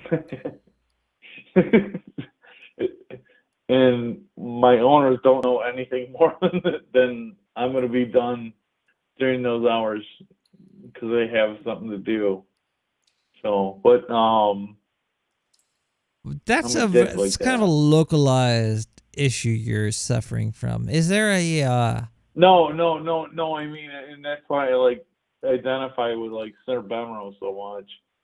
Because I do stuff like that, which I'm sure when I explain it to you, you're like, wow, what a dick. No. But I know what you're saying.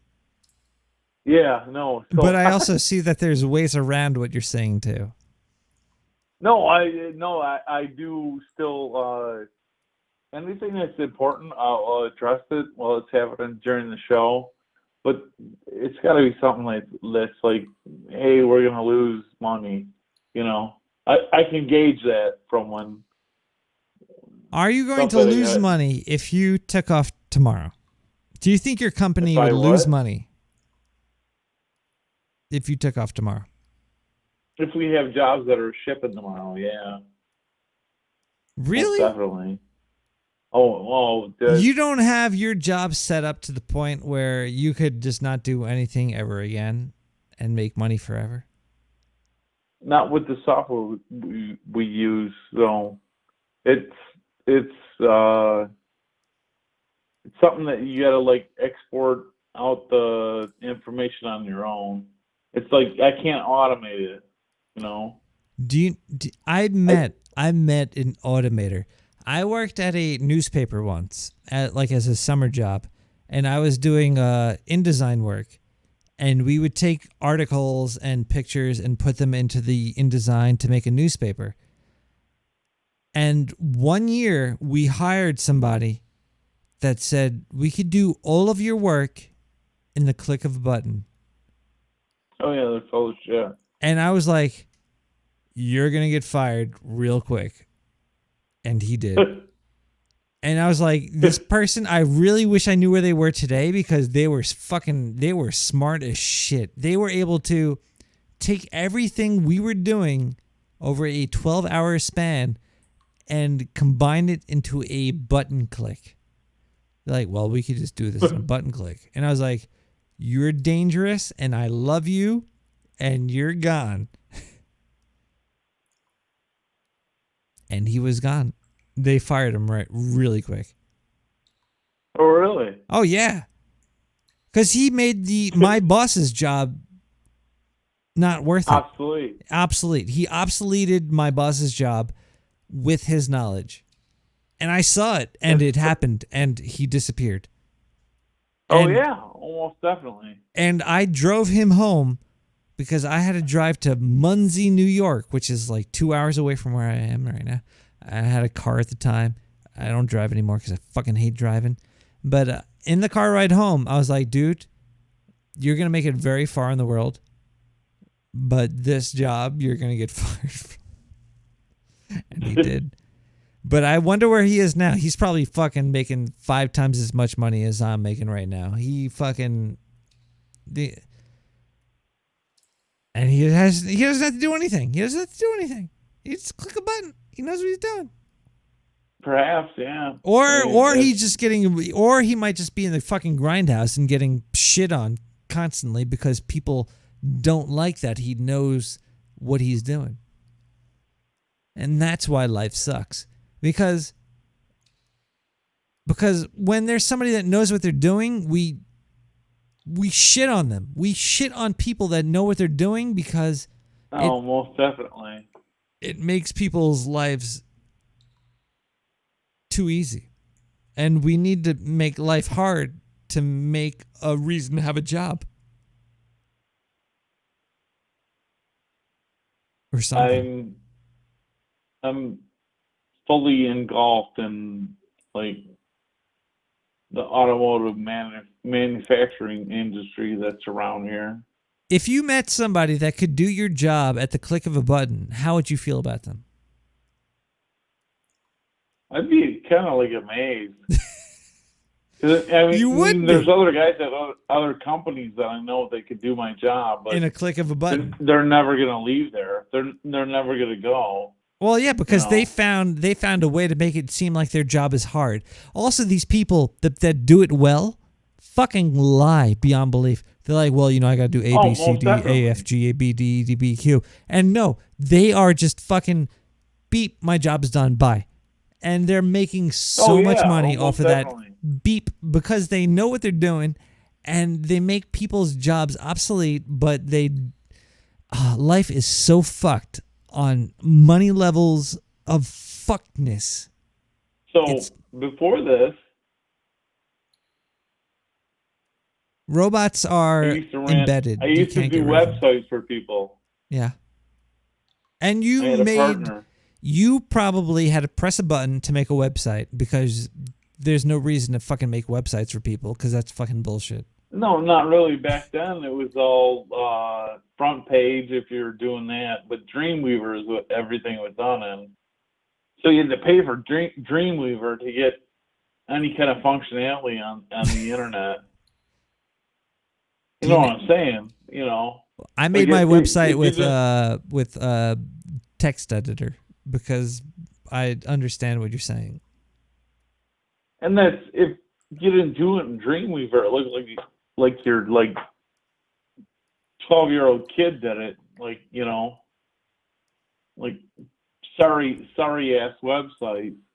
But So, still, that I did a sorry lot ass of websites website for is better than what most people could do trying. Oh yeah, most definitely. You could be like, beep, okay, So- I got something better than what you could do trying. Yep. Which Pretty much. So a lot of stuff. A lot of times it was like, hey, we got a website on AOL. I was like, oh, well, good luck with that. And they could probably do well So with I- that too. That's the fucking weird part. The weird part is that they could have their AOL website and do well. Oh yeah, but a lot of times when AOL was going like down the tubes totally, I get paid a lot to like transfer websites over to the internet, you know, instead of being on an AOL page. It was HTML instead of in .AOL page or whatever the fuck they used. Yeah, exactly. Yeah. And I had a buddy that I went into business with, and he would Sell it and you'd make it. well, he had a idea on his own that I didn't realize about, like with what they call SEO. Oh, you mean snake And- oil? What? Snake oil? SEO snake oil? Yeah, pretty much. It's pretty much what you would sell to people, as far as like buying a site with a certain name, and then get a bunch of like links to it when you do searches, and then he'd go to like say it was a dentist or a doctor or Do you whoever. think okay, I got a question for you, which is deeper than what we're talking about right now. Do you think people that work at Google that work on SEO sell their knowledge for a shitload of money to nobodies? Beyond the company itself? Well, do you think that they're able to, like, oh, I work for Google and I know how the SEO works and I could tell you how it works for a shitload of Oh, money? definitely. Well, Or do you think they'll get caught? And do you think even if they got caught, do you think it would matter? I've never heard there, a isn't it? legal, I've never heard of a lawsuit against somebody selling SEO secrets, which makes me believe it's happening constantly. Oh, most definitely. Like 24/7. Like SEO is like It's snake oil. It's not like back in the day. Back in the day when I first got into business with this guy, which he, unbeknownst to me, because he was like doing it on the side to like promote everything that he was making money off on his own. He was doing heavy SEO for companies that were buying domain names from him. I've never heard of an SEO lawsuit. Have you? No. Oh! That's the thing, is he was selling it off and making all sorts of money on it. I didn't realize he was doing that under our company name. Why would he not? There's no lawsuits. There's no fucking legal ramifications behind it. People are doing this fucking left and right. There are scumbags making tons of money. Are they They're smart He people. was not listing it as a capital gains on our company itself, but he was doing it Why under would our he? company name. Why would you? That's why there's no lawsuits against it, because they're not stupid. The snake oil Oh, no, I salesman got sued. is not. No, an I idiot. got sued in the end. You got sued? Oh yeah, big time. Well, you didn't do it though. No, but because it was done under the corporate name. So the corporation got sued because of one person? Yeah. No, because we were both listed under the corporation name. I got sued because of his wrongdoing. Oh, you know what this sounds like? This sounds like a lawsuit. I gotta hang up on you. We can't talk to that person right there. That person is liable for whatever. We're going to listen to a voicemail. We're going to listen to another song over here. We got 917-719-5929. A big conspiracy, which I'm going to unravel tonight. It seems like humans are a bunch of goddamn slavers, and it's got to stop. Nine. A lot of I want to hear that again. A big conspiracy, which I'm going to unravel tonight. It seems like humans are a bunch of goddamn slavers, and it's got to stop. Nine. A lot of nines in there. I could feel it in my boner. Here we go. Wow, that was really well made. Whoever did that. Hi, Nick. You know who it is. Karen, spelled with a K, in case you didn't know. Just calling. I want to start off this call by saying right off the bat, I want to talk to the management. Been calling in for weeks. I haven't talked to the management once yet. Getting kind of irritated. Want a free offer of something, maybe a rat tail or something like that. I don't know. I'll take whatever I can. So, last week I had the sewer cordoned off all to myself. Put up Trump's wall down there and everything. Had armed guards. It was our own little Chaz, but it was the Karen's oligarchy or something or other. I don't know. It was, we made a stand in the sewer, and then some guy named Zindu came along and started making fun of my voice, saying I sounded like him. I didn't appreciate that very much, and I want to talk to his manager. But more importantly, he started like ripping farts that were really bad and toxic. So we all had to flee because we had people dying left and right from Zindu's toxic farts. So I ran out of there, you know, and said, screw you, Zindu, and your toxic farts and your 7 cocks. You're so fancy. So I also told him I wanted to talk to his manager, but I don't think he was listening. So if you could pass the message along for me that to Zindu that I want to talk to his manager immediately. So anyway, Karen out. Burp. We got more show. Burp. Do we hear this?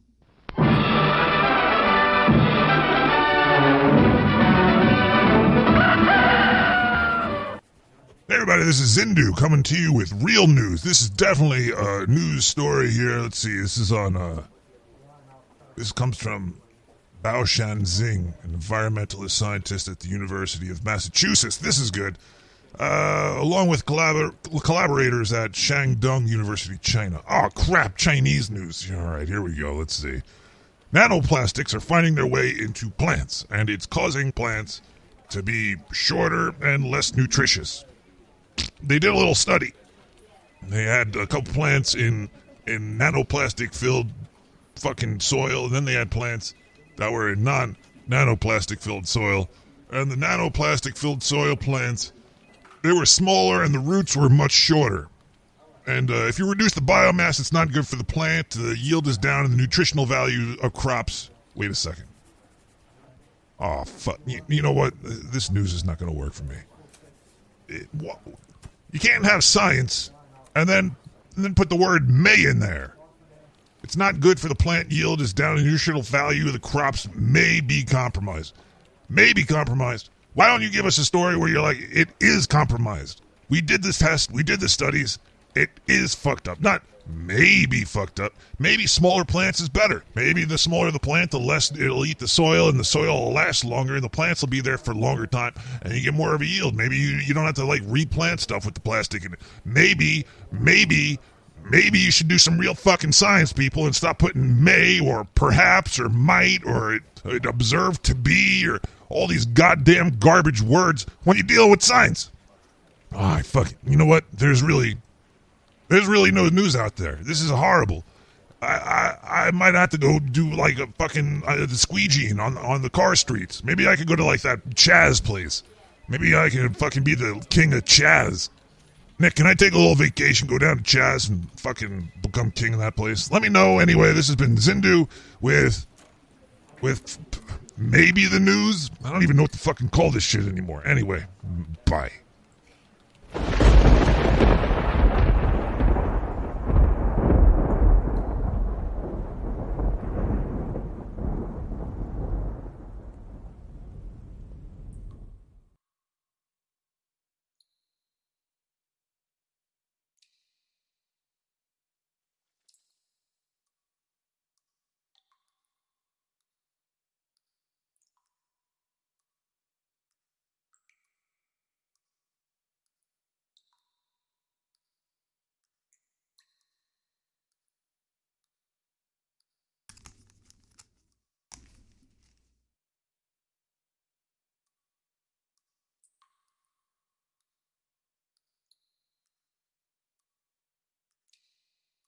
Vin D featuring JM. Pay back the money.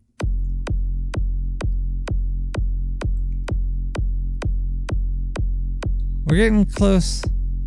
Yeah, it was definitely a toilet break. We're getting close to the end of the show here.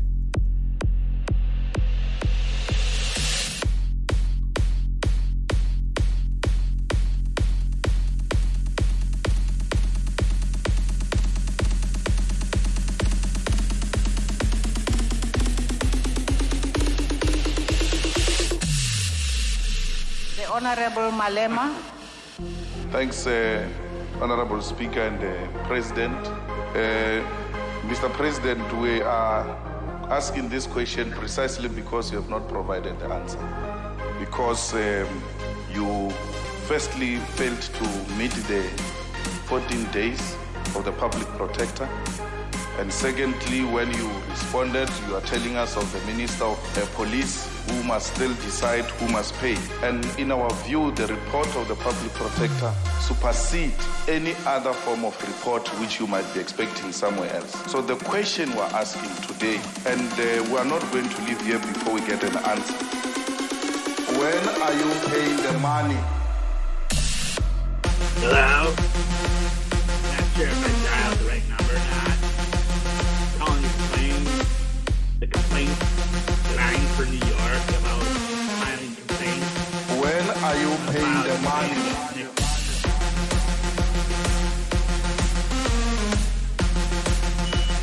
Paying the money.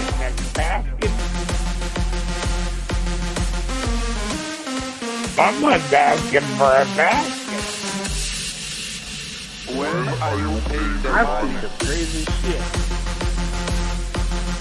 I've seen the crazy. I agree.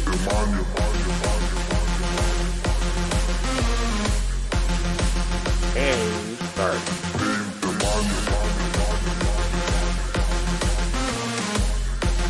Those grumpy old bitch, I gotta tell you something about those guys. I'm gonna say something. I'm 5,000 feet below the sea. Those guys.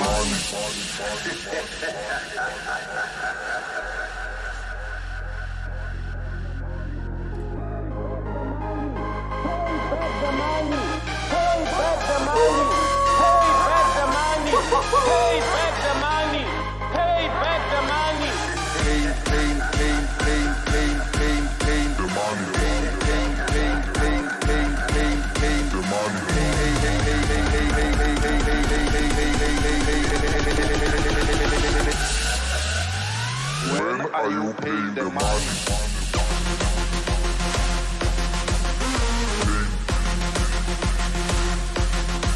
The money.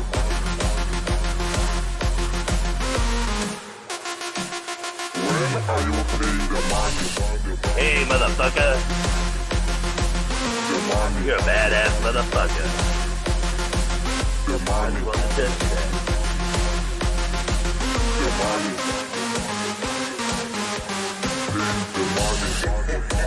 Next the ride!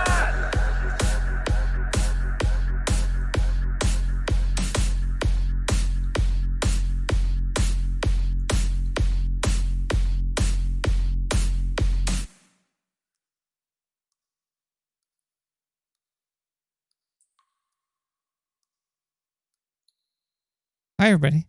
Welcome back to Nick's Rat. Apparently, I played that last thing before, but I'm sure this one's new. Takes a lot to get up to start working like again on stage, because then your mind ain't there and your spirit, and you're trying to go for it, and greed is a bitch.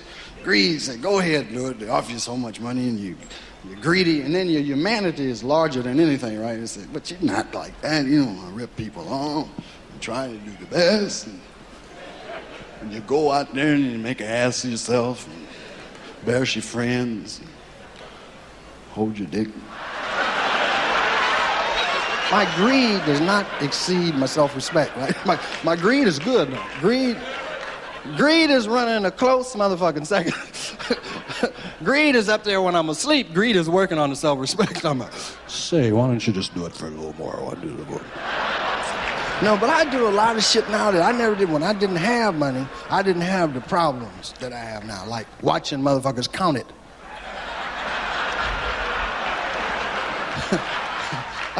I must drive my accountant crazy, because I wake up at 3 in the morning and go, hey, man, what the fuck, how much is it? What, prove it, bring it over. But it's 3 in the morning. Fuck that, I want to see it now. And I got lawyers and shit. You know, lawyers are some expensive motherfuckers. I got a lawyer, first week, the motherfucker bought me a bill for $40,000. I said, motherfucker, I just met you. And lawyers, they don't get upset, right? God damn it, wait a minute. Don't worry. Everything will be all right. No, but I want to know why you got your budget. Take it easy. And you leave there feeling like an asshole, right? You've been going, what the fuck am I yelling about? They calm. I'm just facing 47 years. Them motherfuckers will keep you out of penitentiary and out of a lot of courts. But it's going to cost a lot. Some people must say, fuck it, I'll go to penitentiary. Because you motherfuckers cost too much. So I can do 10 years in the penitentiary and get off better than these 30 you're going to put on me.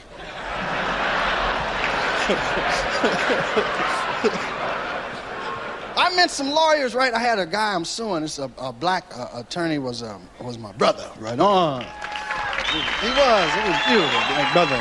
Right? Your motherfucker took me hook, line, and sinker on dry land.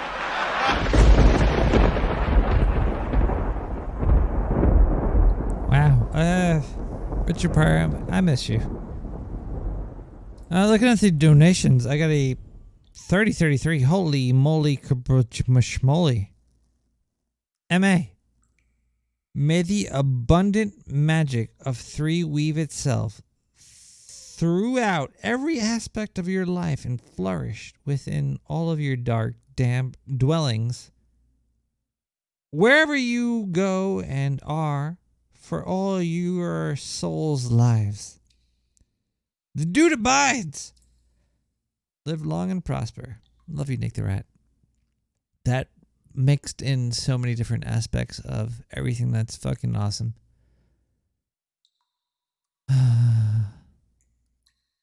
That definitely is calming me down a little bit. There's outside forces that are trying to make me not calm, but I shall always remain calm. I shall always prosper and always wonder why those motherfuckers peed on my rug. But wow, thank you so much for that. Let's finish the show up. It's been forever. Hi, Nick. It's Karen again. Oh, no. I see you got that hunk of a man, Adam Horowitz, on your show. Yeah, he was great. I liked him. Could you give him my number, by the way? Sure, I will. Karen. If you don't give him my number, I want to talk to the management.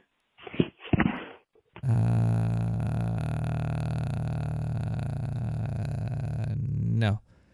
All right. Well, let's end the show with one more song. I hope you had a... Wait, we have more... I'm sorry.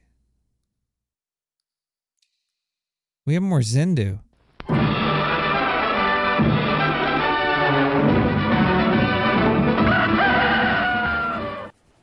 everybody, this is Zindu coming to you from the Dark Sewer News Network.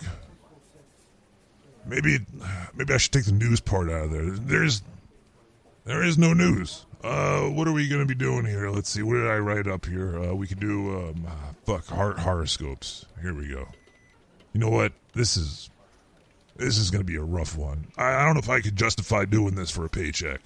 Let's see here.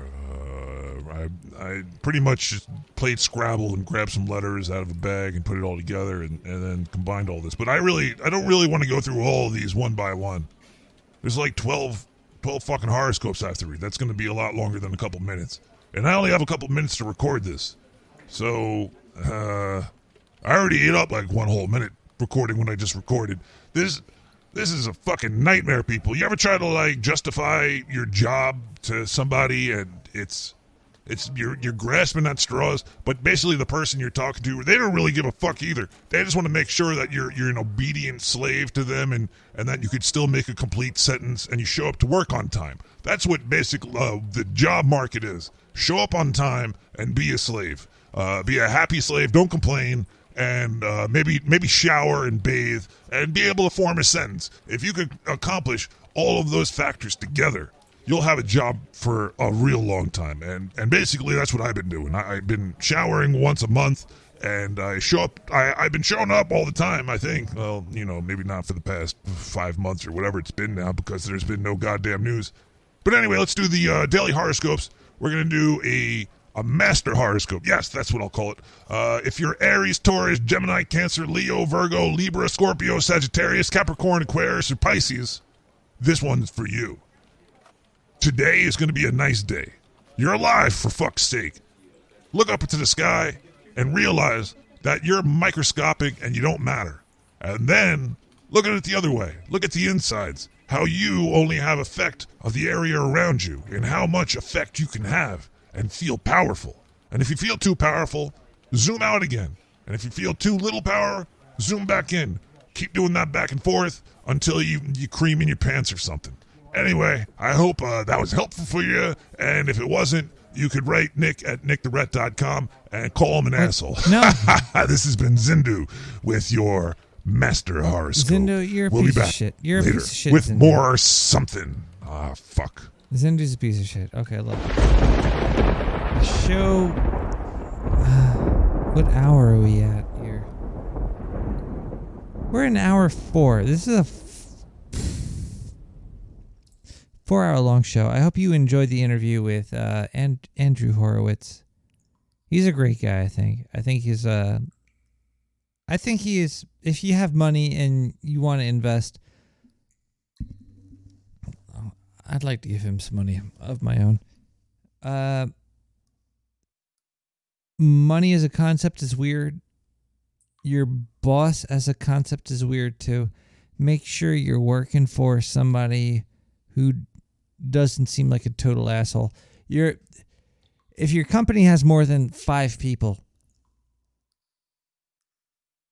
some of those people are going to be assholes. It's the numbers. It's a numbers game. People are inherently unaware of what we're part of. I would like to think that the people listening to Nick the Rat Radio are kind of aware that we are not just a number in the cog. Even though we are a cog number, we're cognificant. There's so much more to life. There's so much more to everything that we do. If you treat people like they're just goddamn numbers, if there's no soul in your arithmetic,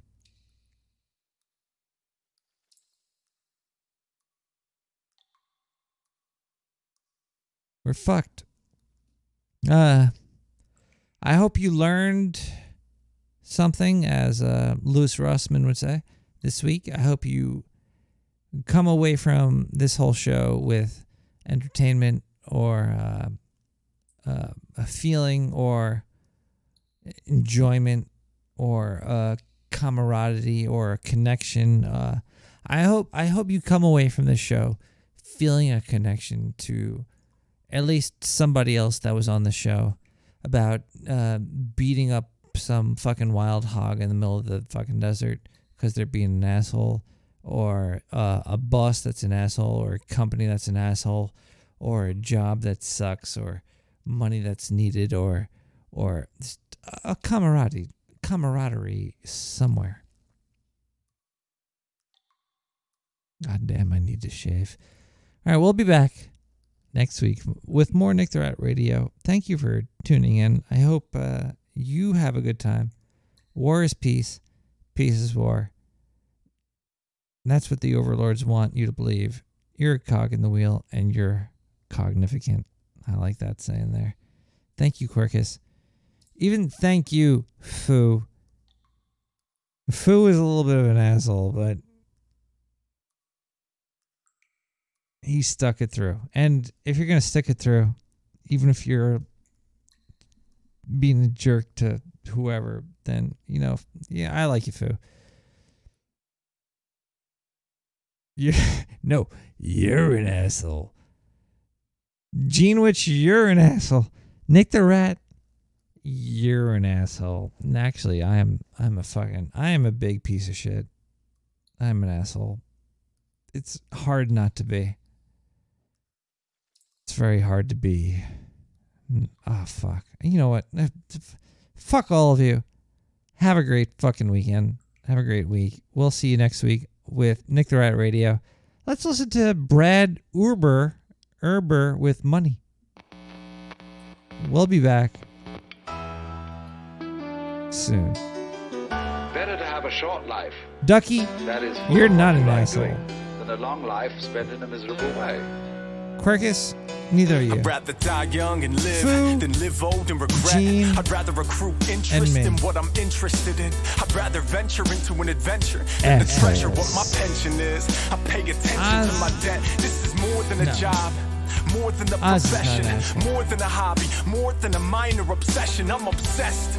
I'm so possessed by the pursuit of perfection. I can really only sing in this direction. This is life. This is more than just my passion, more than dedication, so much more than what is rational, so much more than just a casual dream. I've been chasing this, I'm making this an actual thing. You couldn't pay me enough to quit. This is not about the money. This is listening and learning who I am and getting anything and everything I ever wanted from me. This is the system with which I convince them I'm not a dummy, I'm money. The root of all evil. Still we are a people of money. Still we are a people of money. The root of all evil. We really are a people of money. Yeah, we really are a people of money. I've been told the road to a pocket full of gold is paved by the brave and it favors the bold. But at the same time, I realize that it blinds realize. And I'd rather be enriched than with riches in my fold. I'm sold on the notion of a soul of consciousness. And honestly, I'm constantly consciously promising myself to put the nonsense on the shelf and focus on the road that lead me to my goals. I've been known to lose my balance with an account that's overdrawn. And it can be said in my head, I hold on for too long. And even if the possibility of money was gone, I'd be doing what I'm doing. This is how I know this isn't wrong. It's on my bucket list, every fucking wish I ever wished for. And every thought that ever brought to my attention, the intention of what I give toward. This is more than a job, this is what I live for. The root of all evil. Still we are a people of money. Still we are a people of money. The root of all evil. We really are a people of money.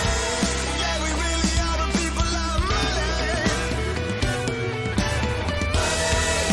The root of all evil.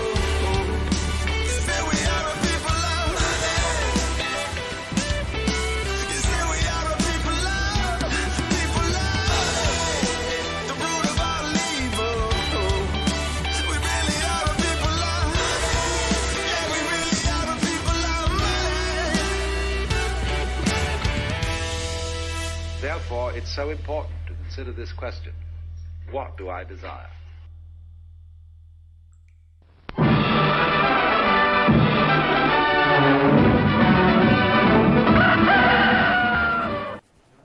everybody. This is Zindu for the Dark Sewer Network.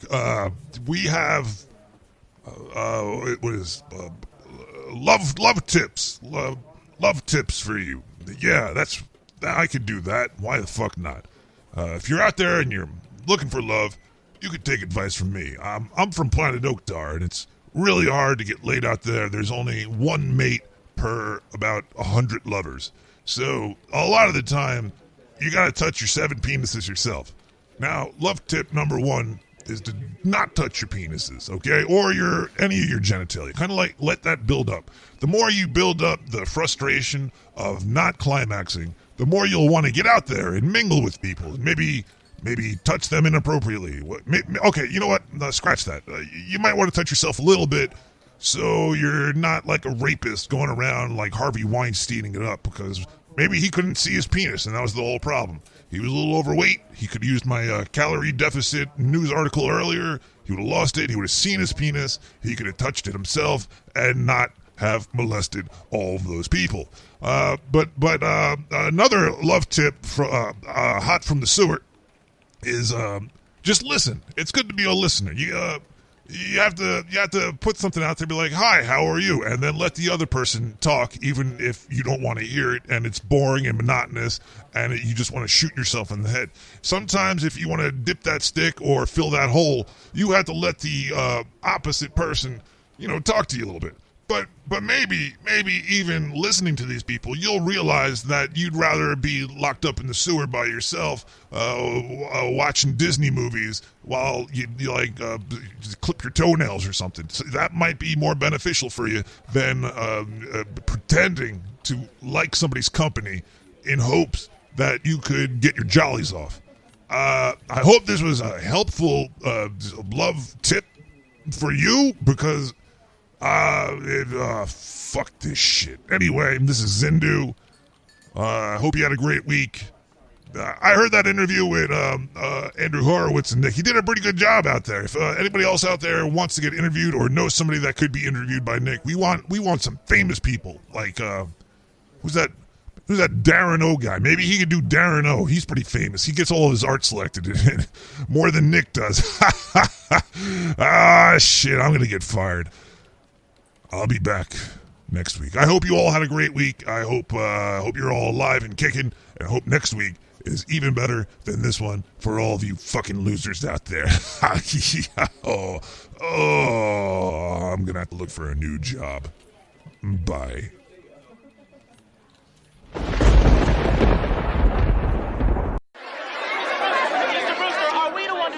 That you actually don't want anyone to vote for you? What I'm saying is, I think only an idiot would vote for me. Mr. Brewster, have you taken positions on any of the issues facing the city? Sanitation, union corruption, urban renewal. Let's get to the bottom line, right? I'm here to buy your vote. With only 10 days, Mr. Brewster, with only 10 days left before the election, how do you expect to find that kind of support for that position? I don't expect to get support. In fact, I'm asking people not to send money into my candidacy. I think the people should keep their money. They're going to need it after this election. Johnny Brewster, that's me, right? And tonight, I'm here to talk to you about none of the above. You know how it is around election time, and you decide not to vote because the two candidates are so repulsive. Repulsive's not the word. We're all full of shit. I didn't think you were supposed to use that kind of language on television. Maybe he's just trying to get his point across. I never wear a suit and a tie. Never. I mean, these are just things that politicians use to trick you into thinking that they're respectable. Well, to the politician, huh? Don't kill animals. Rats have rights. Buy on veggies.